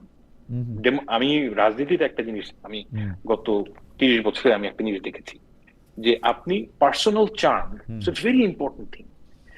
আমি এখন জানি না যে ইউনূস সাহেবের সাথে তারেক রহমানের সাথে কথা হয়েছে তখন কি হয়েছে, ওনার নিজের মধ্যে কোন ধরনের চিন্তা ভাবনা আছে আমি বলতে পারবো না, কিন্তু আমার কাছে মনে হয় যে হয়তো তাদের পার্সোনাল ক্যারিজমা আছে যে কারণে ইউনূস সাহেবকে তারা বেসিকলি তাদেরকে আস্থায় আনতে পেরেছেন কিংবা ইউনূস সাহেবের আস্থায় আসতে পেরেছেন। এই জিনিসগুলো ব্যাখ্যা করা খুব কঠিন। আর মানুষ যখন একজনকে পছন্দ করেন তখন হয়তো তার কথা থেকে কিছু বের হয়ে আসে। আমি সবসময় দেখেছি যে ইউনূস সাহেবের প্রতি, আমি আজকে 2 বছরের আগের কথা না, আমি গত 15 বছর ধরে দেখছি যে ওনার সাথে আলমগীর সাহেবের সাথে ইউনূস সাহেবের সম্পর্ক খুবই ভালো এবং উনি তার সম্বন্ধে সবসময় প্রশংসাসূচক কথাই বলেন, এবং এটা আজকের থেকে না, অনেক 15-16 বছর আগের থেকে আমি দেখি। না না মানে আপনি তো আসলে ইতিহাসের একজন বিশ্লেষক, আমরা আপনাকে পড়ব বা আমাদের পরবর্তী প্রজন্ম আপনাকে পড়বে 30 বছর 50 বছর পরে। আপনাকে তো আসলে মানে বিএনপি স্পেসিফিকভাবে যে 3 জন উপদেষ্টার বিরুদ্ধে অভিযোগ করেছিল যে তাদেরকে বাদ দিতে হবে, আমরা দেখেছি যে জনাব ইউনূস তাদের সাথেই বৈঠক করতেছেন বিএনপিকে ডাকার ক্ষেত্রে বা তাদের সময়। এখন আবার দেখতেছি যে তিনি আসলে মানে বিএনপির সাথে তার সম্পর্কটা একটু বেশি ভালোর দিকে, মধুর। তো সেইটারকে আপনি আসলে কিভাবে বিশ্লেষণ করবেন সেটা নিশ্চয়ই আপনাকে আপনার সময়ের কলম বলে দিবে। আমরা অন্য প্রশ্নে আপনার কাছে আসবো। আমি একটু জনাব নাসিরউদ্দিন পাটোয়ারির কাছে যেতে চাই। জনাব নাসিরউদ্দিন পাটোয়ারির কাছে 2টা বিষয় আমি একটু জানতে চাইছিলাম যে জনাব নাসিরউদ্দিন পাটোয়ারি, আপনি কয়েকজন উপদেষ্টার বিরুদ্ধে দুর্নীতির অভিযোগ, আপনি এগুলি বলছেন যে এগুলি এনসিপি থেকে প্রকাশ করা হবে, আর নির্বাচনের আগে বিশেষ প্রকল্প ফাঁস করা হবে, সেইটা বলছেন হচ্ছে আপনাদের আরেকজন নেতা সামান্তা শারমিন। আপনি এই 2টাকে আসলে এনসিপির কথা মনে করেন কিনা, আপনাদের 2 জন বড় নেতার 2 জায়গা থেকে কথা মনে করেন কিনা? আমাদের আরো প্রশ্ন আছে, গুচ্ছ প্রশ্ন, সুতরাং আপনি যদি একটু, কারণ অনেকগুলি বিষয়, ফাহামকে, ডক্টর সালামকে শুনতে গিয়ে আমরা একটু টাইম ম্যানেজমেন্ট। প্রথমত 2টা বিষয়। আমাদের পলিটিক্যাল এরিনাতে যারা লিডার বা বিএনপি অ্যাক্টিভিস্ট বলেন বা জামায়াতের পলিটিক্যাল লিডার বা অ্যাক্টিভিস্ট, ছোট মুখে বড় কথা, তাদের মধ্যে 2টা বিষয়, একটা হলো চাতুরতা আর একটা হলো অজ্ঞতা। তো আমি যেভাবে মির্জা ফখরুলকে দেখি, উনি ছাত্র ইউনিয়ন করছে তো উনি হয়তো প্র্যাকটিক্যালি চিন্তা করেন না। আমি আবার এখানে ওনার কিছু অজ্ঞতা আছে। ওনাকে এক রাতে পুরো বাংলাদেশের হলো স্টুডেন্ট সোসাইটি একটা কথা বলার কারণে ওনার বিরুদ্ধে ক্যাম্পেইন করছিল, তখন আমি একটা স্ট্যাটাস দিয়েছিলাম, don't do it, he is the, গণ অভ্যুত্থানে ওনার বড় অনেক অবদান রয়েছে, ফলে সবাই এটাতে নীরব থেকেছে। উনি কয়েকদিন আগে ইন্ডিয়ার প্রশ্নে যে সাক্ষাৎকারটা দিয়েছেন, কথা বলেছেন, এটা পরবর্তীতে এআই নাকি এআই না, কিন্তু এটা জনমনে একটা দোয়াশা সৃষ্টি করেছে। কিন্তু বিএনপির মধ্যে অথবা আমাদের পলিটিক্যাল এরিনাতে চতুর একজন লোক আছেন, সেটা হলো সালাউদ্দিন। যদি অজ্ঞ বলি, অজ্ঞতার জায়গা থেকে, সরি আমাদের যা আমরা দেখে আসতেছি, ওনাকে অনেক সজ্জন জানে, অনেক সজ্জন দেখেন। না কিন্তু আমাদের প্রশ্ন মির্জা ফখরুলের, আপনার নিয়েই তো আমাদের, আমি প্রশ্নতে আসছি। জি বলেন। তো যেই কোশ্চেনটা আপনি করেছিলেন যে মির্জা ফখরুলের এখানে ইউনূস স্যারের বিষয় না, বিষয়টা হলো মির্জা ফখরুলের খুব ভাই বেড়াদার, যে রুমে বসে গল্প করেন, জাতীয় পার্টি নিয়ে 2জন বন্ধু আছেন, রুমমেট ক্লাসমেট যাই বলি না এখন, উনি ওই জায়গায় কট খায়া গেছেন।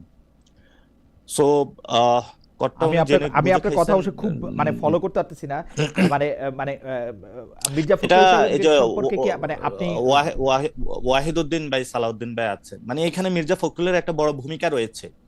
আপনি এই পলিটিক্যাল এরিনাতে ওনার জায়গাগুলো অ্যাভয়েড করতে পারেন না।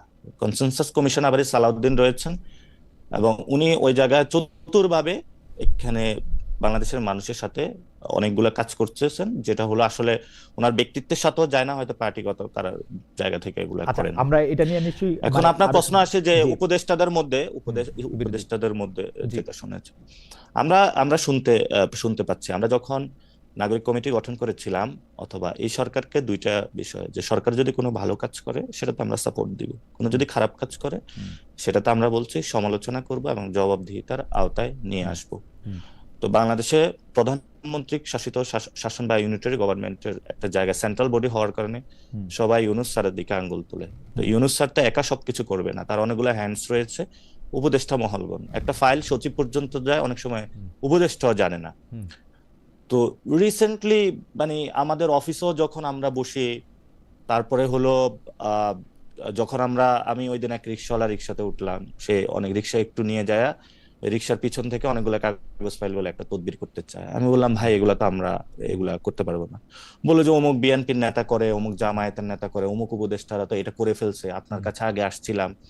তো অনেক ফাইলগুলো যেগুলো আসে আমাদের কাছে, অনিয়ম বিভিন্ন জিনিস তদবিরের জন্য মানুষ আসে, তো আমরা যখন কোনো জিনিস নেগেট করে যাই, এগুলো আসলে স্টেটের সাথে যায় না, এগুলো মানুষের সাথে, তো মানুষের ট্যাক্সের টাকাতে এটা প্রবলেম হবে। তো সেই কাজগুলো আমরা পরবর্তীতে ওই দুর্নীতিগ্রস্ত বা একটা বাটপার লোক ওই প্রশাসনের বিভিন্ন জায়গায় ঢুকে পড়ে। পরে যখন ওই লোকটাকে আবার খুঁজে বের করি কিভাবে কাজটা করাইলেন, তো কোনো জায়গা থেকে স্টোরি পাচ্ছি বিএনপি নেতা, কোনো জায়গায় স্টোরি পাচ্ছি জামায়াত নেতা, কোনো জায়গায় স্টোরি পাচ্ছি সচিব, কোনো জায়গায় স্টোরি পাচ্ছি অমুক উপদেষ্টার হলো স্বামী বা অমুক উপদেষ্টার অমুক আত্মীয়র মাধ্যমে। তো এখন আসি যে ডকুমেন্টস, আমরা কিছু ডকুমেন্টস কালেক্ট করতেছি যারা এই কাজগুলো করেছে, যাদের মধ্য দিয়ে করেছে। তো এবং আমাদের মনে হচ্ছে যে যে প্রত্যেকটা গভর্নমেন্টের জন্য পার্লামেন্ট রয়েছে, যারা সংসদে নির্বাচিত হয়ে যায়, সেখানে আলোচনা হয়, বিরোধী দল থাকে, আলোচনা হয়। যারা এই সরকার রান করতেছে তাদের তো জনগণের কাছে জবাবদিহিতার জায়গাটা থাকা উচিত।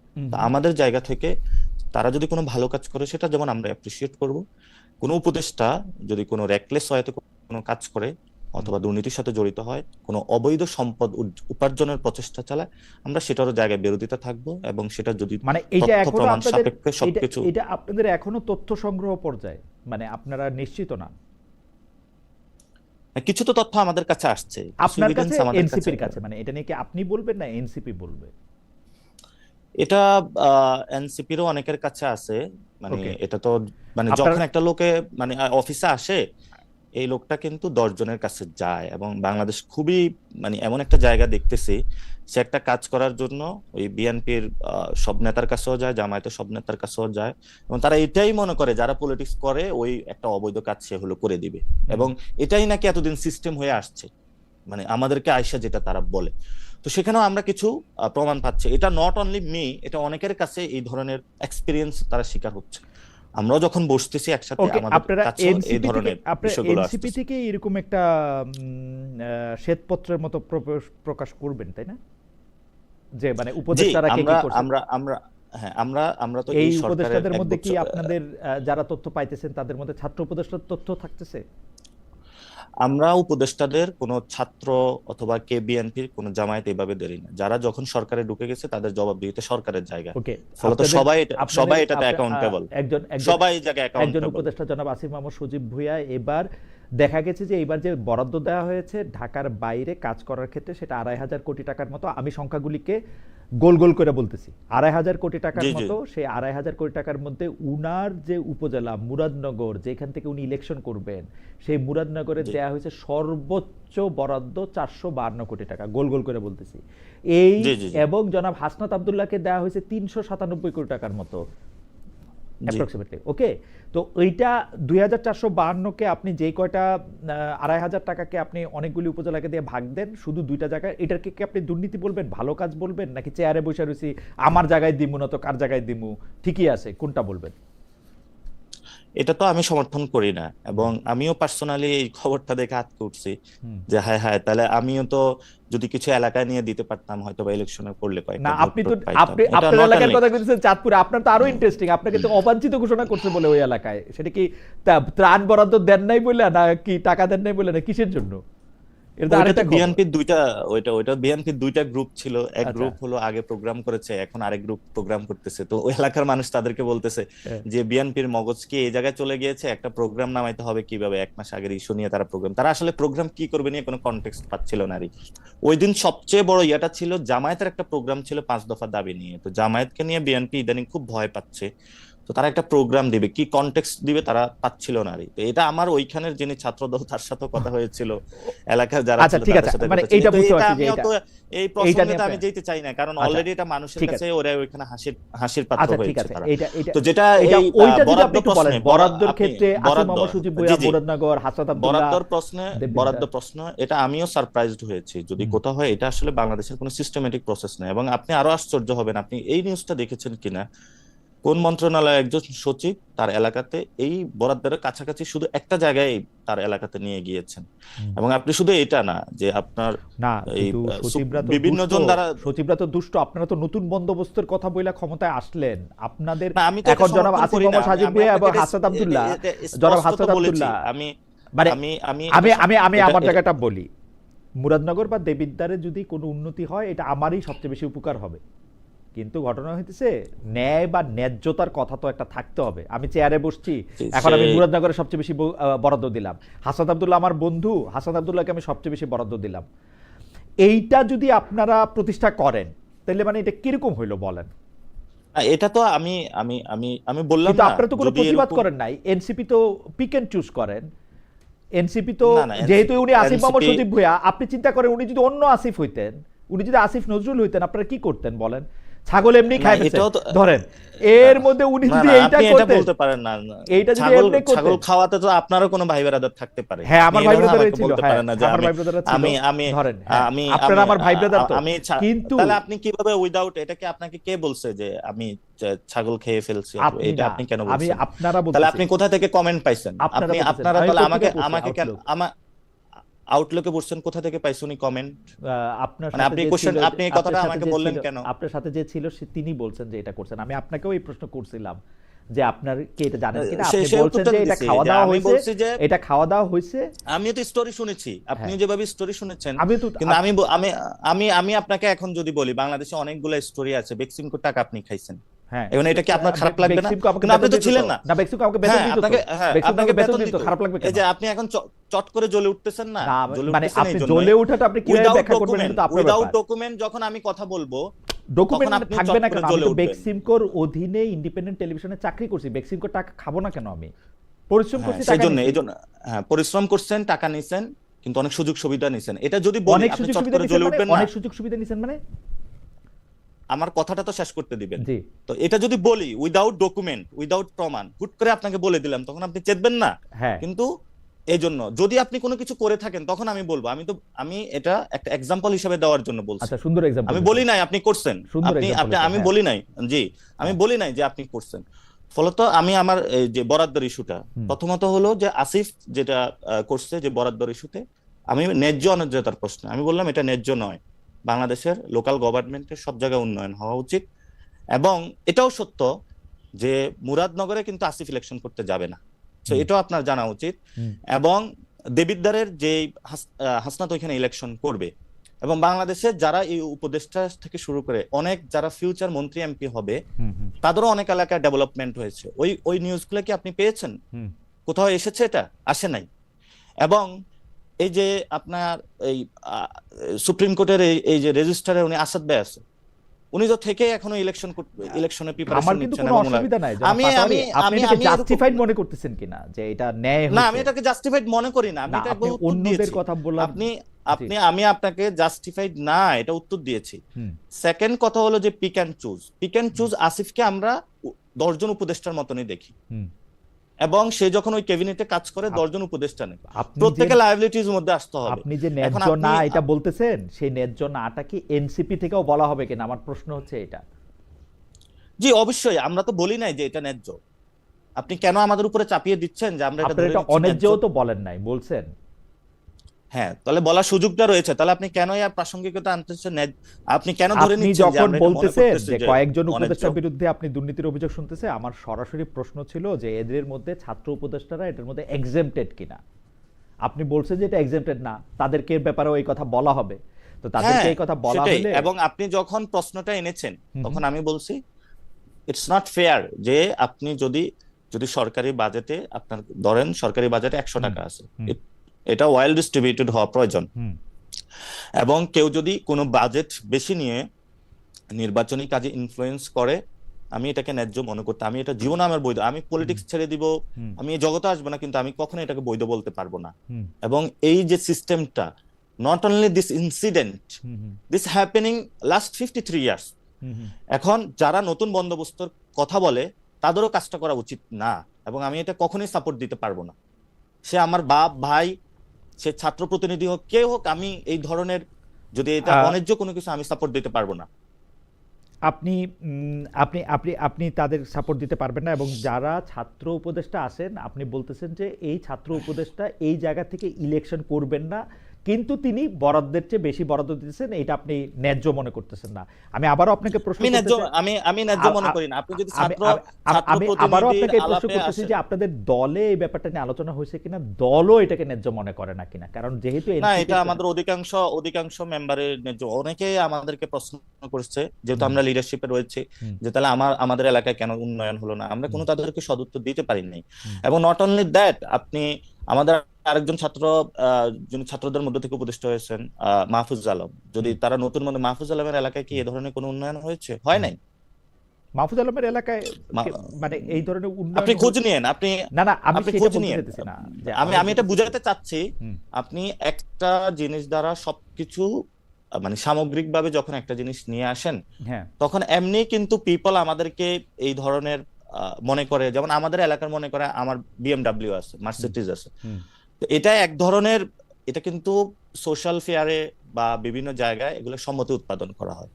অথচ যখন আমরা মানে এত কষ্ট করতেছি, যেমন আমি পার্সোনালি একটা টাকা দুর্নীতি করি নাই, তখন এগুলো আসলে শুনতে খারাপ লাগে। মানে আপনি যখন সামগ্রিকভাবে সবাইকে ঢুকিয়ে দিবেন, কিন্তু যেটা অন্যায্য আমি এটাকে অন্যায্যই বলবো। এটা এটা কখনো আমি ন্যায্যতার প্রশ্ন আমি এটা বৈধতা, সেখান থেকে যদি দল থেকে এইভাবে হলো, তাহলে দলকে আপনি, তাহলে আমার তো জিজ্ঞেস করা উচিত, যা কিছু হচ্ছে সবাই কেন কেন আমরা কমেন্ট করি না। হুম কিন্তু আমরা এটা বলি নাই যে যদি দুইটা এলাকায় বা বাংলাদেশের এক জায়গায় শুধু অয়েল ডিস্ট্রিবিউশন হয়, আমি এটাকে অন্যায্য মনে করি। এবং যদি দল এটাকে না মনে করে, আমি দল ছেড়ে চলে যাব, কিন্তু আমি এটাকে ন্যায্যতার প্রশ্ন দিব না। আপনি মনে করতেছেন যে দলেরও এটা বলা উচিত, এবং দল যদি এটা মনে না করে তাহলে আপনি দল ছেড়ে চলে যাবেন। যাই হোক, এটার ব্যাপারে হ্যাঁ আপনি খুবই অবশ্যই। আপনার খুবই বোল্ড আমি- একটা পজিশন আপনার এই ব্যাপারে। আপনাকে ধন্যবাদ। আমি একটু ডক্টর ফাহাম আব্দুল সালাম আপনার কাছে আসি, যে 31 দফা আন্দোলনের শরিক, মানে আপনাকে আগে একটা প্রশ্নের জায়গায় আমি ছিলাম, এখন নতুন প্রশ্নটা একসাথে করে রাখি। 31 দফা আন্দোলন অনেক শরিক দলের নেতাই আমাদের অনুষ্ঠানে বা অন্য সাংবাদিকদের সাক্ষাৎকার দিতে এসে বলেছে যে 5 আগস্টের পর থেকে বিএনপি তাদের সেভাবে মূল্যায়ন করছে না।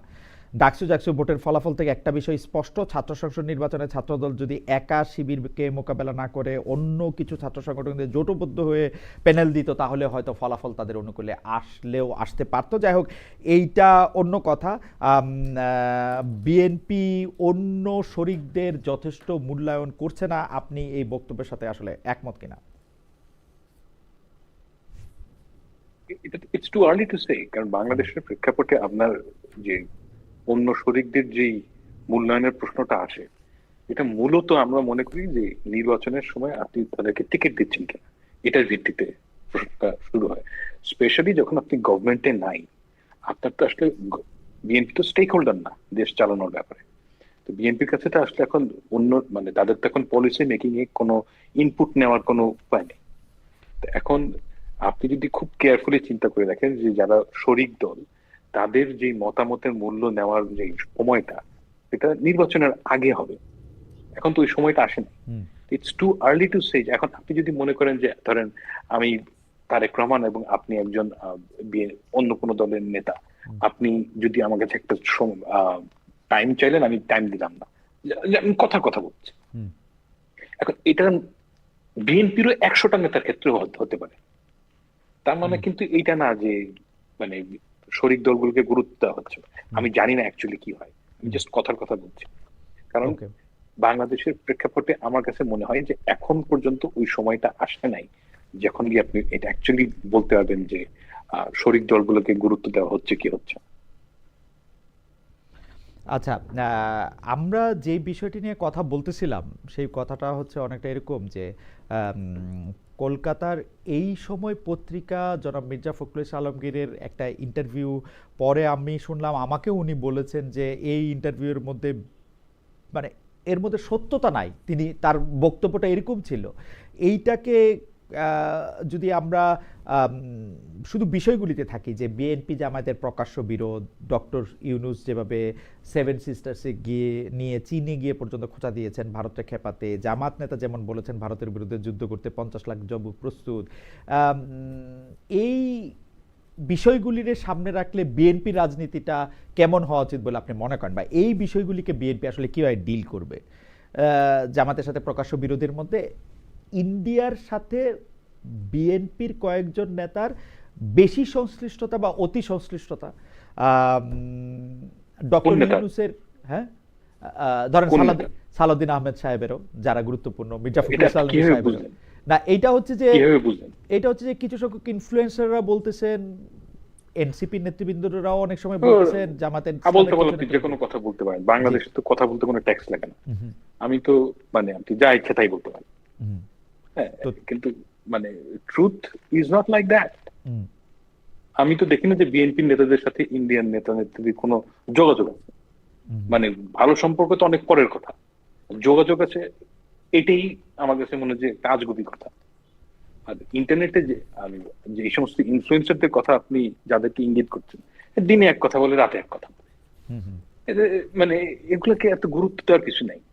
আমি মানে রিয়ালিটিটা বোঝার চেষ্টা করি যে বিএনপির সাথে যে ইন্ডিয়ার যে একটা ধরম মরমের কথা অনেকে বলে, আমি তো রিয়েল লাইফে কিছু দেখি না।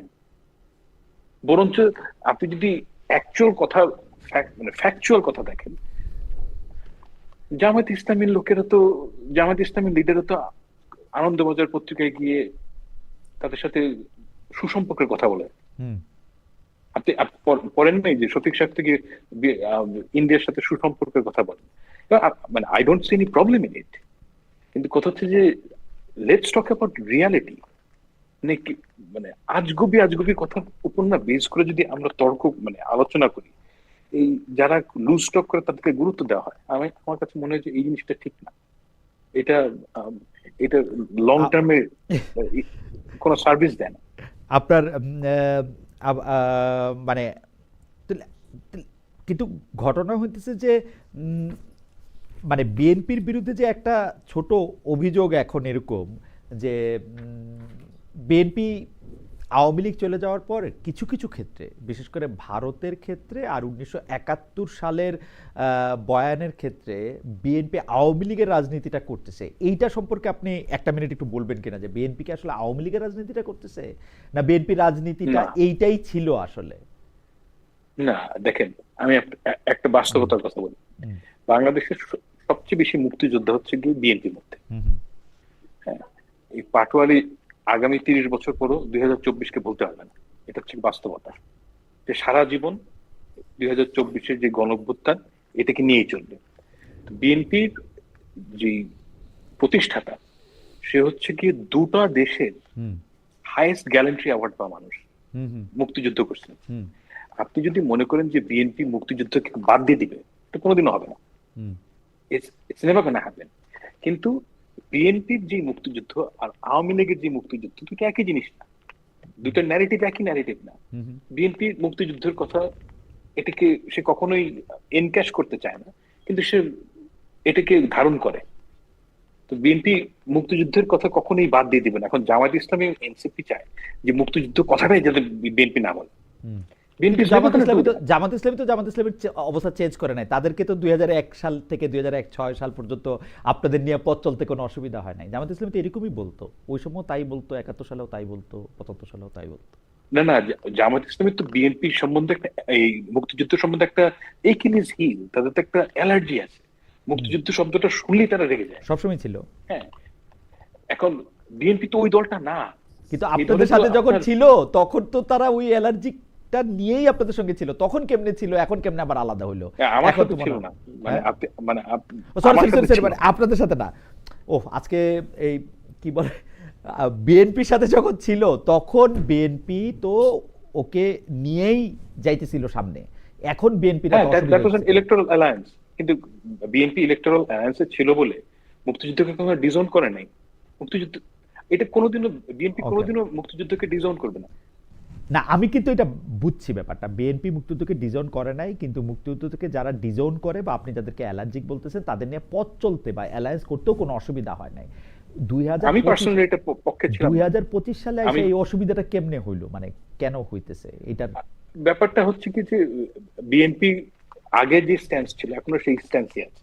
ওকে, কিন্তু কথা হচ্ছে যে আওয়ামী লীগ না থাকার কারণে এখন মনে হচ্ছে যে বিএনপি মুক্তিযুদ্ধের সোল এজেন্ট হয়ে গেছে। আমি পার্সোনালি বাংলাদেশে মুক্তিযুদ্ধ কিংবা 2024-এর যে ন্যারেটিভ, এটা নিয়ে বক ডাউন হয়ে থাকার লোক না। আমি সামনে দেখতে চাই যে সামনে বাংলাদেশের মানুষের জীবন কিভাবে বেটার হবে।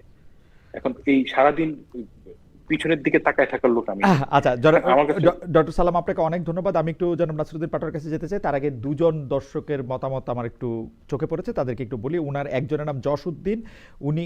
উনি বলেছেন, আমাকে বলেন খালেদ, তারা দুজনই একই মতের, ক্ষমতার কাছাকাছি, এদের ডিফেন্ড করবে কে? আপনাদের গেস্ট সিলেকশন তো ঠিক না, এদের ঘাটাতে কে যাবে? এই রকম সহমত শো করে কি লাভ? ও আরেকটা কথা বলছেন, আমি এটা একটু সেন্সর করছিলাম নাসিরের কথা ভাইবে, আবার একটু বলি যে উনি বলছেন যে নাসির তো উগ্র, এদেরকে ঘাটাতে। আচ্ছা, আরেকটা হচ্ছে সিম্পল পিপল। উনি বলেছেন খালেদ মহিউদ্দিন এত রিয়েক্টিভ কেন? তার বিরুদ্ধে কেউ কিছু বললে, কটু কথা বললে সাথে সাথে প্রতিক্রিয়া দেখায়। একজন সঞ্চালককে ধৈর্য শক্তির অধিকারী হতে হয়, নিজের বিরুদ্ধে কেউ কিছু বললে চুপ থাকতে হয়। ওকে, ফাইন, থ্যাংক ইউ।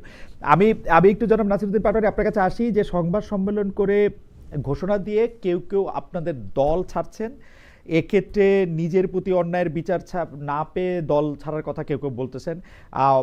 অন্যদিকে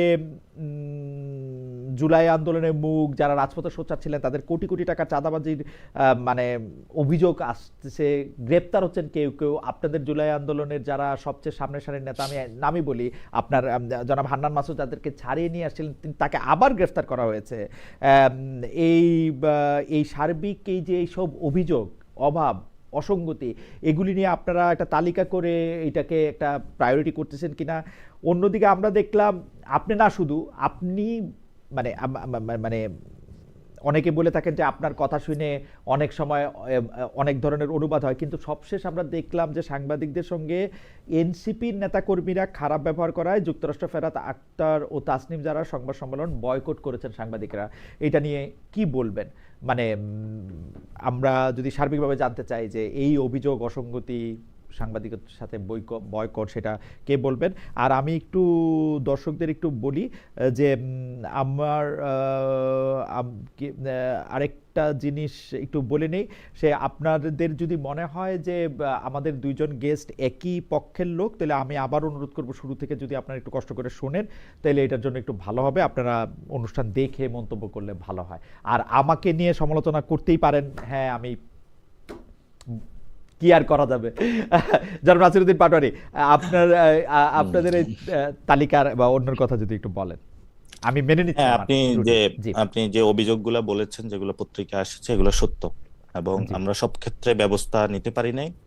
এটার জন্য আমি নিজেও লজ্জিত, এবং আসলে আরো হয়তো বা আরো কিছু। এখন যখনই এই ধরনের কাজে অন্যান্য দলও এঙ্গেজ হতো, আমরা সর্বোচ্চ চেষ্টা করতেছি এই জিনিসগুলাতে, এবং আপনি যেটা বলেছেন এটা সত্য।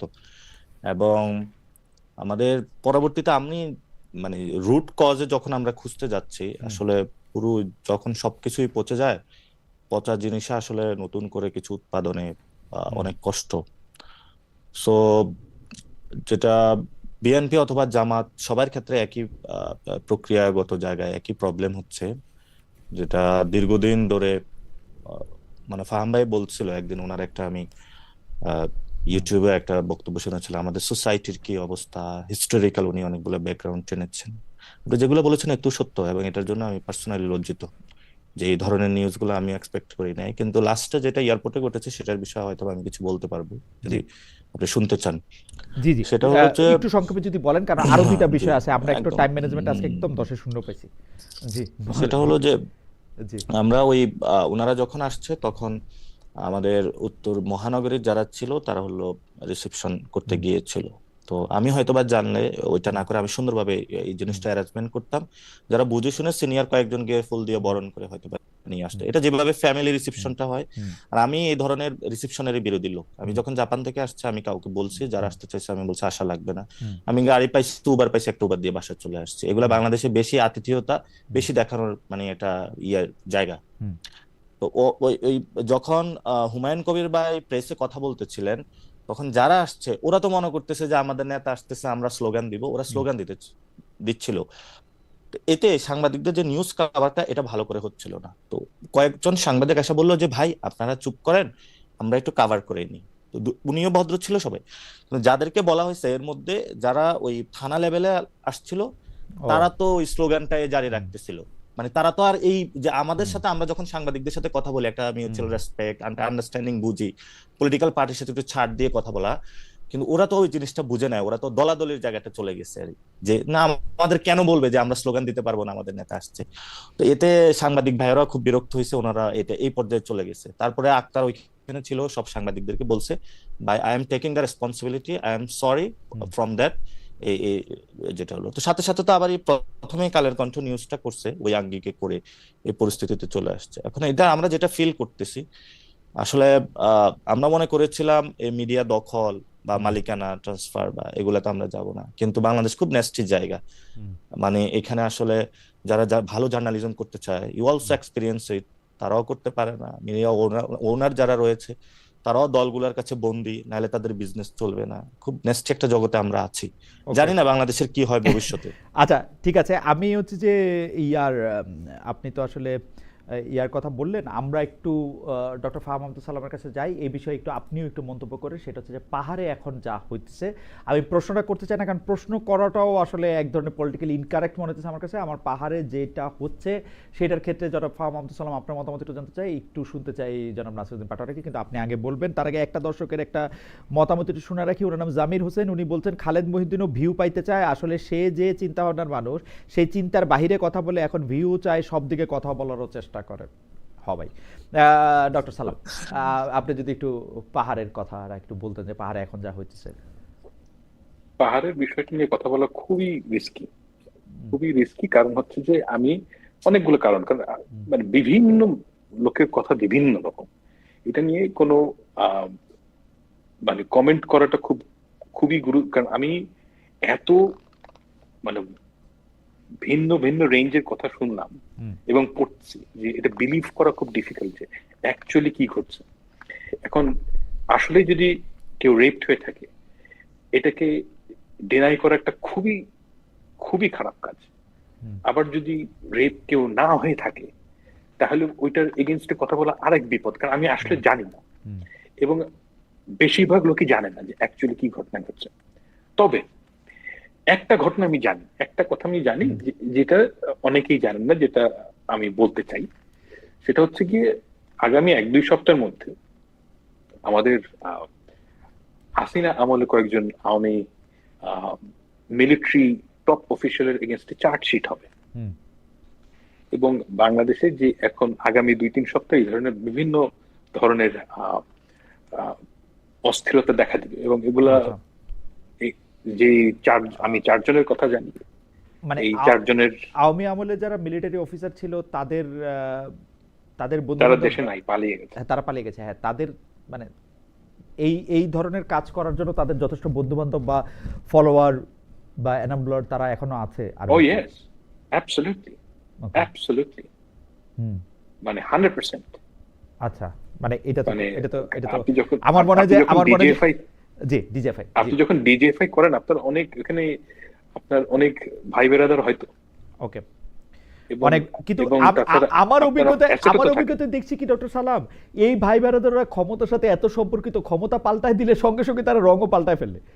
কারণ একদিনের মধ্যে মানে ঢাকা ইউনিভার্সিটির হলগুলির মতো, আপনি ঢাকা ইউনিভার্সিটির হলে কখনো খেয়াল করছেন কিনা আমি জানি না, মানে হলে তো থাকছেন কিনা তাও জানি না। সেটা হচ্ছে আপনি দেখবেন একটা লোকও ছাত্রদল ছাড়া নাই, সরকার বদলাইলেও একটা দলও ছাত্রলীগ ছাড়া নাই, মানে একদম নাই হয়ে যায়, একদম নাই হয়ে যায়। বাংলাদেশের মানুষ তো উঠতি সূরজকে পূজা করে। হ্যাঁ, সচিবদের মধ্যে আমি সবাই দেখি যে সবাই আওয়ামী লীগ, একটা লোকরে এখন আওয়ামী লীগ খুঁজে পাই না। আমি দেখি যে সবাই ছাত্রদল করতো কোনো না কোনো সময়, বা জামাত ইসলামী করতো, শিবির। আনরেস্ট করতে আসলে অনেক লোক লাগে না, অল্প কয়টা আনরেস্ট করতে অল্প কয়টা হলেই হয়। কিন্তু আমি তো আসলে ক্ষমতার সাথে সম্পৃক্ততা না থাকলে এই ধরনের মানে লয়াল বিদ্রোহী রোমান এদের আমি দেখি না। আমি দেখি যে ক্ষমতার সাথে একটা জোড়া দেওয়া, বুঝছে? না এটা টাকা দিয়ে হয়, সিম্পলি পয়সা দিয়ে হয়। আচ্ছা, পয়সা। আমি কেন আপনাকে পয়সা মানে আমি কেন আপনাকে বলছি যে এটা সত্যি কথা। আমি এমন অনেক সময় মানে যেমন ধরেন গত বছর আপনার মনে আছে যে চিটাগাং একজন অ্যাডভোকেটকে কোপায় মারা হলো। ওইটার ঠিক 3 সপ্তাহ আগে আমাকে একজন বলল যে আগামী 3 সপ্তাহ পর, এখন থেকে নিয়ে 3 সপ্তাহের মধ্যে একটা আনরেস্ট তৈরি করা হবে। এবং আমি প্রথমে আপনার মতন বিশ্বাস করিনি। মানে and এগুলি এখন later বিশ্বাস on করতে এগুলি এখন বিশ্বাস করতে হ্যাঁ, হবে তো আসলে। এখন আমি মানে বিশ্বাস করি না বলে আমি একটু পিছায় থাকি মনে হয়, কারণ না, এগুলি কারণ কিছু এগুলি তো জিনিস মানে মানে এম, কোনো খুব মানে কমপ্লিকেটেড ঘটনা ঘটে না। যেটা হয় যে আপনি যে এরকম পাহাড়ি অঞ্চলে কিংবা বাংলাদেশের মাইনরিটি নিয়ে ধরেন একটা মন্দিরে আপনি একটা আকাজ করলেন, এটা করা সম্ভব। রাইট। ওইটা করলেই ওইটার যেই আহ, মানে ওইটার যেই ব্যাড রেপটা হয়, ওইটা একটা গভর্নমেন্টের জন্য খুবই প্রবলেমেটিক হয়, এবং ওই ধরনের ব্যাড এলিমেন্টস বাংলাদেশে আছে। ওকে, ওকে, আমি এই ব্যাপারটা একটু জনাব নাসিরউদ্দিন পাটোয়ারি আপনার কাছ থেকে একটু জানতে চাইবো যে পাহাড় নিয়ে আপনি বা মানে আপনার ব্যক্তিগত মতামত, আপনি এনসিপির মতামত জানাতে পারেন, মানে বা দুটো একসাথেও পাহাড়ে যা হচ্ছে। জি, প্রথমত পাহাড় নিয়ে কথা বলা রিস্কি না, আমি রিস্কি মনে করি না। হুম হুম এই টেবুটা আমাদের ভাঙতে হবে। পাহাড় আমি যে জেলার, চাঁদপুর জেলার, এরকম পাহাড়ও 3টি জেলা আছে। পাহাড় বাংলাদেশের অংশ। এটা নিয়ে অনেক অস্থিতিশীলতা, অনেক কিছু হবে।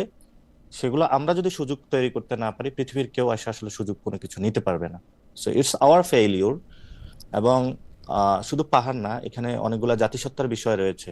আপনার পাহাড় যেমন কখনো যদি অস্থিতিশীল হয়, এখানে যারা গারো, মারমা, চাকমা, আবার এই রংপুরেও অনেকে, আরো অনেক আদিবাসী বিভিন্ন জায়গা রয়েছে। তো আমাদের এই টেবুলগুলো বানতে হবে, কথা বলতে হবে। এবং এটাতে হয়তো 5-10 জন গুম হয়ে যাবে অথবা ডিজিএফআই এর রোষানলে পড়বে, তো 5-10 জনের মধ্যে দিয়ে পাহাড়ের ভাইগুলোও মুক্তি পাবে, বাংলাদেশও একটা জায়গায় স্টেবল হতে পারবে। তো এখন পাহাড়ে যেটা ঘটছে সেটা হলো, একটা তো হলো তারা চাচ্ছে ভূমির অধিকার, এবং ভূমির জায়গা থেকে তারা ভূমির মালিকানা আসলে ওইখানে যারা রয়েছে, চাকমা, মারমা যারা আছে, আমরা তাদেরকে আরবানাইজেশন বা ইনস্টিটিউশনাল জায়গায় একটা পর্যায়ে নিয়ে চলে এসেছি। কিন্তু অনেক ওইখানে রয়েছে যারা এখনো পাহাড়ের ভিতরে রয়েছে, সেখানে তারা তাদের ভূমির এখনো অধিকার ধরে রেখেছে। আর পাহাড়ে আমরা লাস্ট আমাদের পদযাত্রার প্রোগ্রামে গিয়েছিলাম, যেটা দেখেছি রাজনীতিটা সেন্টার থেকে হয়, অর্থাৎ যেটা আরবান বা শহর, খুবই ছোট জায়গা কিন্তু পপুলেটেড এরিয়া, মিরসরাই এবং যারা বাংলাদেশি লোকজন, তাদের কথায় তারা সেটেলার, কিন্তু এটা অনেক আলাদা বিতর্কের ইস্যু। তাদের ক্ষেত্রে দোকান টোকান সবকিছু, এবং ওরাও এদিকে ভয়ে আসে না, আবার যারা শহরের তারাও ভিতরে ভয়ে যায় না। এবং প্রশাসনিক জায়গা থেকে কিছু কিছু ক্ষেত্রে অধিকাংশ তারাই বাঙালি যারা আছে তারাই নিয়ন্ত্রণ করে, এটা হলো তাদের পক্ষ থেকে। এখন এই ধরনের যখন ঘটনা ঘটে, তখন দুই পক্ষের মধ্যে একটা উত্তেজনা বিরাজ করে। এবং দুই পক্ষে যখন, যেমন এটা লাস্ট যে কাহিনীটা ঘটেছে, এটা হলো মেয়েটার যে প্রাইভেট টিচার ছিল, এটা 25-30 গজ কিন্তু প্রাইভেট পড়ে এসেছে, এবং প্রাইভেট পড়ে আসার পরে তাকে খুঁজে পাওয়া যাচ্ছিল না। এবং পুরা একটা জায়গায় উত্তেজনা ছড়িয়ে পড়ে।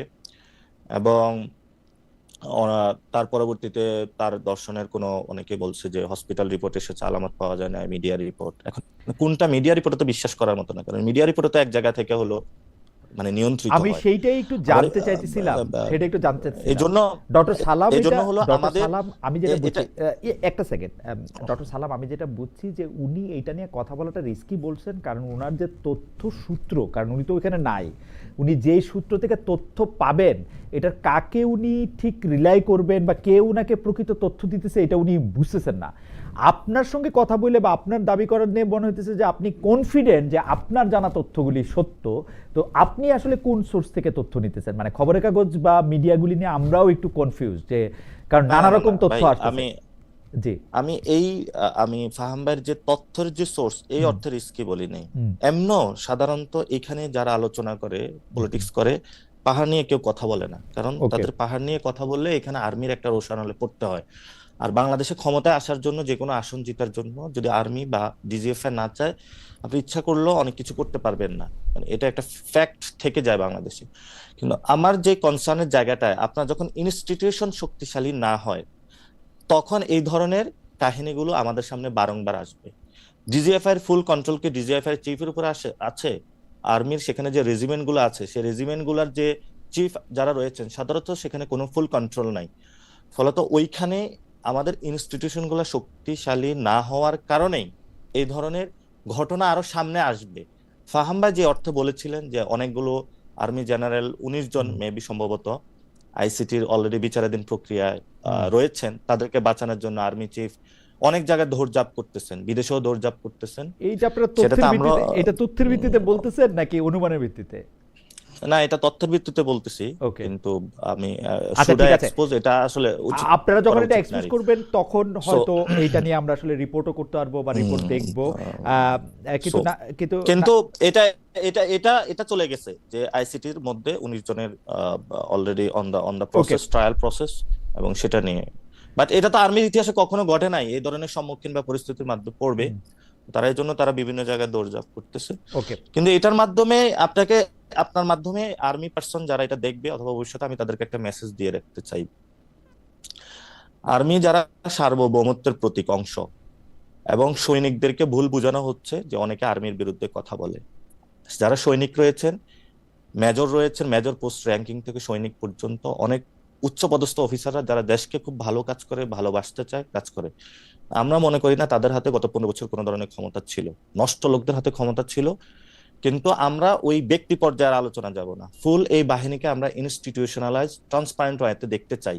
এবং যদি এটা না পারি, তাহলে আমাদের বাংলাদেশের পলিটিক্সও ঠিক হবে না, দেশের জিওপলিটিক্যাল এরিনাতে যে ফরেন ইন্টারভেনশন গুলো আসতেছে এগুলো আমরা ট্যাকল দিতে পারবো না। Okay, so it's our responsibility, not only the hill tracts, not only the আমাদের কি ঘুম হইতেছে, আমাদের এই সব জায়গায় প্রত্যেকটা প্রতিষ্ঠানে ট্রান্সপারেন্সি নিয়ে কথা বলা উচিত এবং কথা বলতে হবে।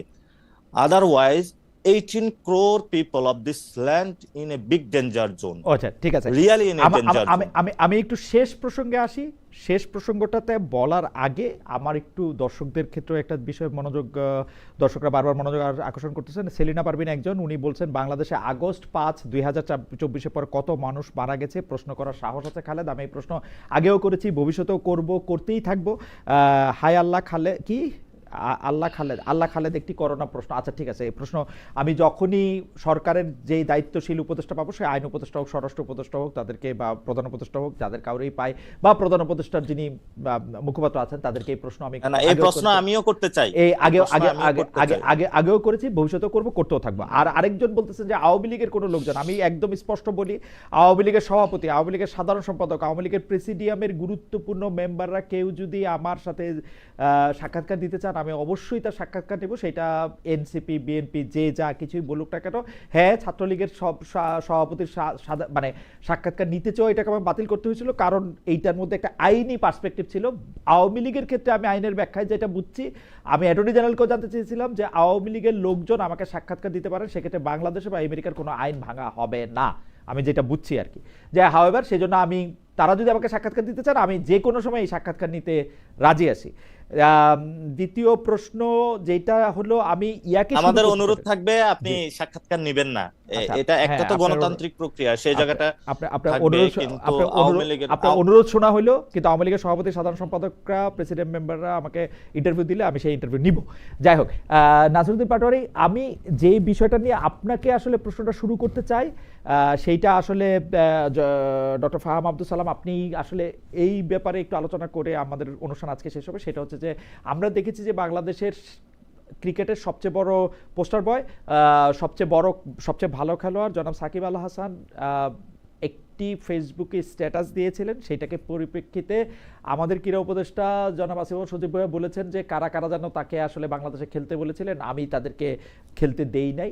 তখন আবার সাকিব আল হাসান একটা পাল্টা বলেছেন যে এতদিনে জানা গেল বা কেউ না কেউ বললো কার জন্য আমি বাংলাদেশে এসে খেলি নাই। পুরো প্রক্রিয়াটাকে আমরা আসলে কেমনে দেখলাম? আমরা আরও আপনাকে একটু বলি না জনাব নাসিরউদ্দিন পাটোয়ারি, এই ফেসবুকের যে ব্যবহার করা হয়েছে, আমরা দেখতেছি যে এই ডক্টর জাহিদুর রহমান, ব্যারিস্টার রুমিন ফারানা, এরকম একটা বিষয় নিয়েও আসলে আপনাদের শীর্ষ নেতারা কথাবার্তা বলতেছেন, ফেসবুকে স্ট্যাটাস দিতেছেন, সাকিব আল হাসানকে নিয়ে স্ল্যাং ব্যবহার করা হচ্ছে, এবং সেটা খুব গর্বের সাথে।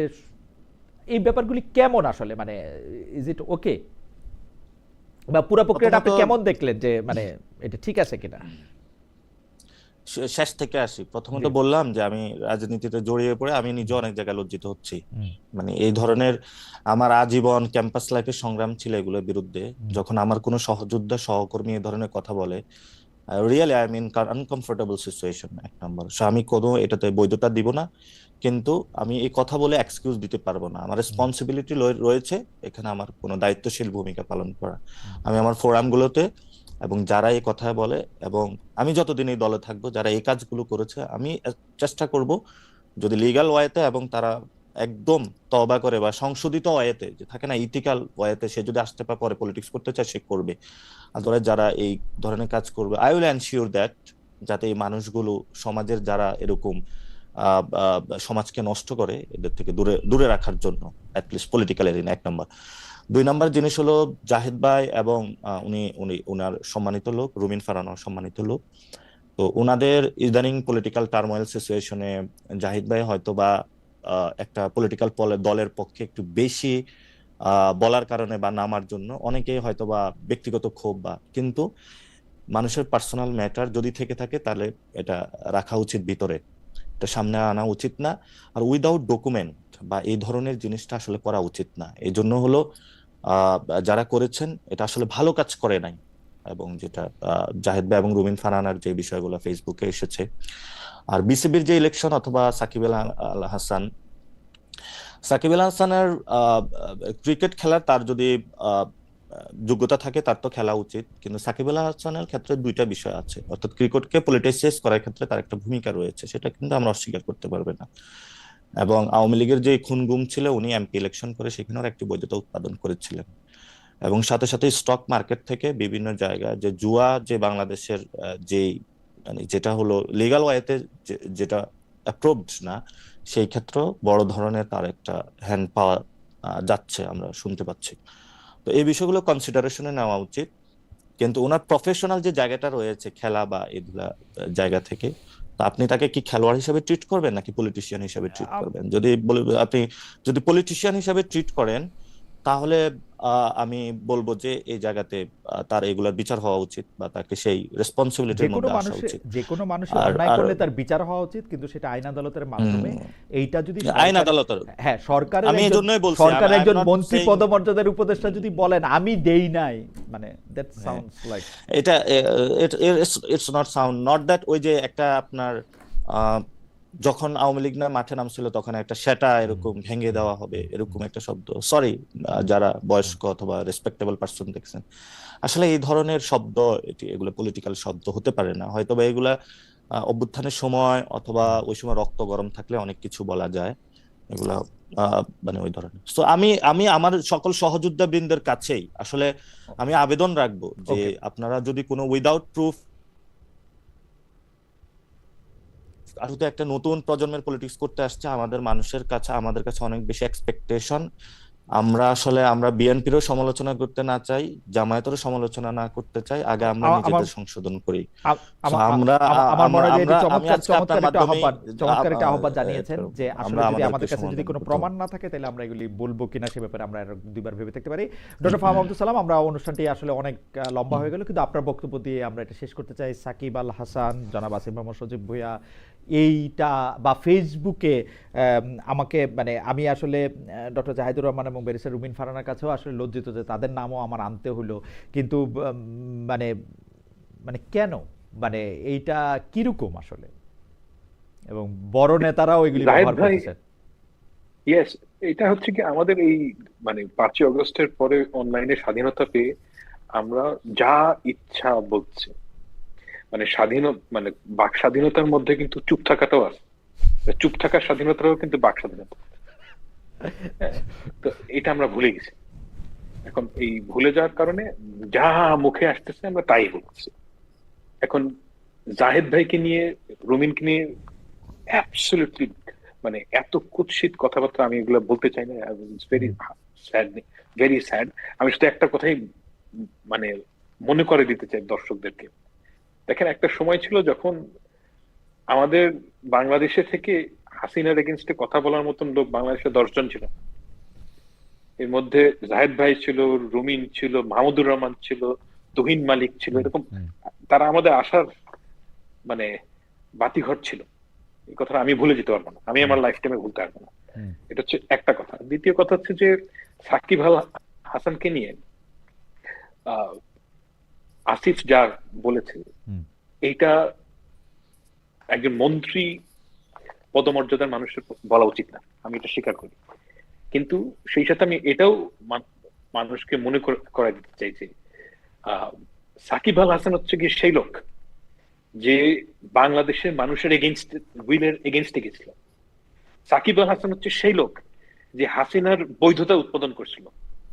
সাকিব আল হাসানের যত ক্ষমতা বাংলাদেশের মানুষের এগেইনস্টে সে ব্যবহার করেছে, তার এগেইনস্টে আমাদের সকলের গ্রাজ আছে, এবং এই গ্রাজটা আমাদের, তাকে সারা জীবন এটা ভোগ করতে হবে। মাশরাফিকেও ভোগ করতে হবে, তাকেও ভোগ করতে হবে। তো সে যখন হাসিনার পক্ষে কথা বলে, সেটা যে মানুষের গায়ে লাগে, দ্যাটস ওকে।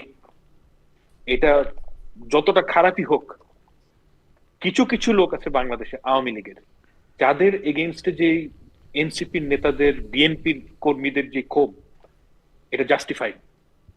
এবং তাদের মধ্যে সাকিব আল হাসান হচ্ছে সেই লোক যে আমাদেরকে বাংলাদেশের যে গত 15 বছরের কিন্তু যত ধরনের কিন্তু ডক্টর সালাম, আপনার কাছে মনে হয় না যে এই এগেইনস্ট, এটা হচ্ছে জুলাই আগস্টের স্পিরিট, এগেইনস্ট এই 15 বছর ধরে আমরা যে স্বৈর শাসনের এগেইনস্টে যেগুলি কথাবার্তা বললাম, আপনি যেই সবগুলি নাম যুক্ত করছেন, আমি আরো কয়েকটা বাংলাদেশ থেকে নাম যুক্ত করি, এদের মধ্যে নুরুল কবির, এমপি, এদের নুরুল কবির, মাসুদ কামাল, এরাও অন্যতম। না এমপি হোক, আমি যেটা বলতে চাইতেছি সেটা হচ্ছে, মানে আমি ওই যে মার্কিন যুক্তরাষ্ট্র যেমন গুয়ান্তানামো বে করছিল, গুয়ান্তানামো কারাগার করছিল, গুয়ান্তানামো বেতে গুয়ান্তানামো কারাগার করছিল, তো সেগুলির ক্ষেত্রে বিরোধিতা করতে গিয়া আমরা তো আসলে ওইটাই কইতে চাইছিলাম যে ওরা তোমাদের সঙ্গে যাই করুক না কেন, তোমাদের তো ওদেরকে আসলে তোমরা যেটা মনে করো সেই আইন, সেই বিচার, সেটা দিতে হবে। আমরা তো জুলাই আগস্ট থেকে শুরু করে গত 15 বছরে একদলীয় শাসন, যা ইচ্ছা তাই বিচার, আগের থেকে বিচার করে ফেলা, আমাদের হাতে তুলে নেওয়া, এগুলির এগেইনস্টে আমরা কথা বলা। আমরা তো আসলে বিচারক না। সাকিব আল হাসানকে আমরা অপরাধী ঘোষণা করতেছি, ও কি একটা প্রক্রিয়ার মধ্যে দিয়ে গেছে? আসলে ও খেলতে চাইছে, ওকে খেলতে দেওয়া হয় না, ওকে ব্যাখ্যাটা পর্যন্ত দেওয়া হয় নাই। আসিফ মোহাম্মদ সুজিব ভাইয়া 1.5 বছর পরে ওকে তো ওইখানে সংবাদ সম্মেলন করে বলা উচিত ছিল যে ও কেন ওকে খেলতে দিচ্ছে না বাংলাদেশের সবচেয়ে ভালো প্লেয়ারটাকে। ওর বিরুদ্ধে মামলা থাকলে মামলা, খুন থাকলে খুন। এখন বলে কেন ফেসবুকে স্ট্যাটাস দিয়ে বাহাদুরি দেখায় যে এর জন্য আমি দেই নাই খেলতে? এগুলি কোনো কথা? না না, সে তো 5 আগস্টের পর খেলছে তো বাংলাদেশের হয়ে। না না, তেমন না যে 5 আগস্টের পরে বাংলাদেশের বিদেশে গিয়ে খেলছে, বাংলাদেশেই তো আসতে পারে না, বিদেশে গিয়ে খেলছে। এটা কোন সিস্টেম? না না, সে আসে না, সে অনেকবার আসার কথা বলছে। এই যে আজকে আসিফ মোহাম্মদ সুজিবের কথা তো বুঝলাম, সে তাকে দিয়ে বলা হয়েছে যে তুমি দেশে আসো না, দেশে আসলে তোমার, মানে আমার কাছে মানে একটা কথা আমি বলি যে যারা একদম টপ লেভেলে পলিটিক্সের সাথে সরাসরি যুক্ত ছিল, আর যারা হচ্ছে গিয়ে সাইড লাইনে বসে বৈধতা উৎপাদন করছে, দুইজনকে একসাথে দেখা যাবে না। ওকে, মাসুদ কামাল কিংবা ওকে টপ লেভেল পলিটিশিয়ান হিসেবে, জি আমি তাকে টপ লেভেল পলিটিশিয়ান হিসেবে দেখি, মাশরাফিকে আমি টপ লেভেল পলিটিশিয়ান হিসেবে দেখি, কিন্তু আমি মাসুদ কামালকে এই গ্রুপের মধ্যে আনতে চাই না। না না, আমি এর আগে যে সাংবাদিকদের উদাহরণ দিলেন বাংলাদেশে, যে ওই জাহিদুর রহমান সাহেবদের সঙ্গে, সেই উদাহরণটার সাথে বলছেন সাকিব আল হাসানের সাথে না, যে বাংলাদেশে থেকে বাংলাদেশের মানুষের পক্ষে, তারা বাংলাদেশের মানুষের পক্ষে কথা বলছে। হ্যাঁ, কথা বলছে। আপনি আমার যে ভয়েস বাংলাদেশে থাকে সেইটার কথা বলতেছি আর কি। ইয়েস, যে আমার যে ভয়েস, আমি বাংলাদেশের মানুষের স্বার্থের পক্ষে কথা বলছি না, এটার এগেইনস্টে কথা বলেছি। আমার কাছে সব সময় মনে হচ্ছে যে সাকিব আল হাসান হচ্ছে প্রচন্ড স্বার্থপর একটা মানুষ। সে সব সময় নিজের জন্য ক্রিকেট খেলেছে, সব সময় সে নিজের জন্য সবকিছু করেছে।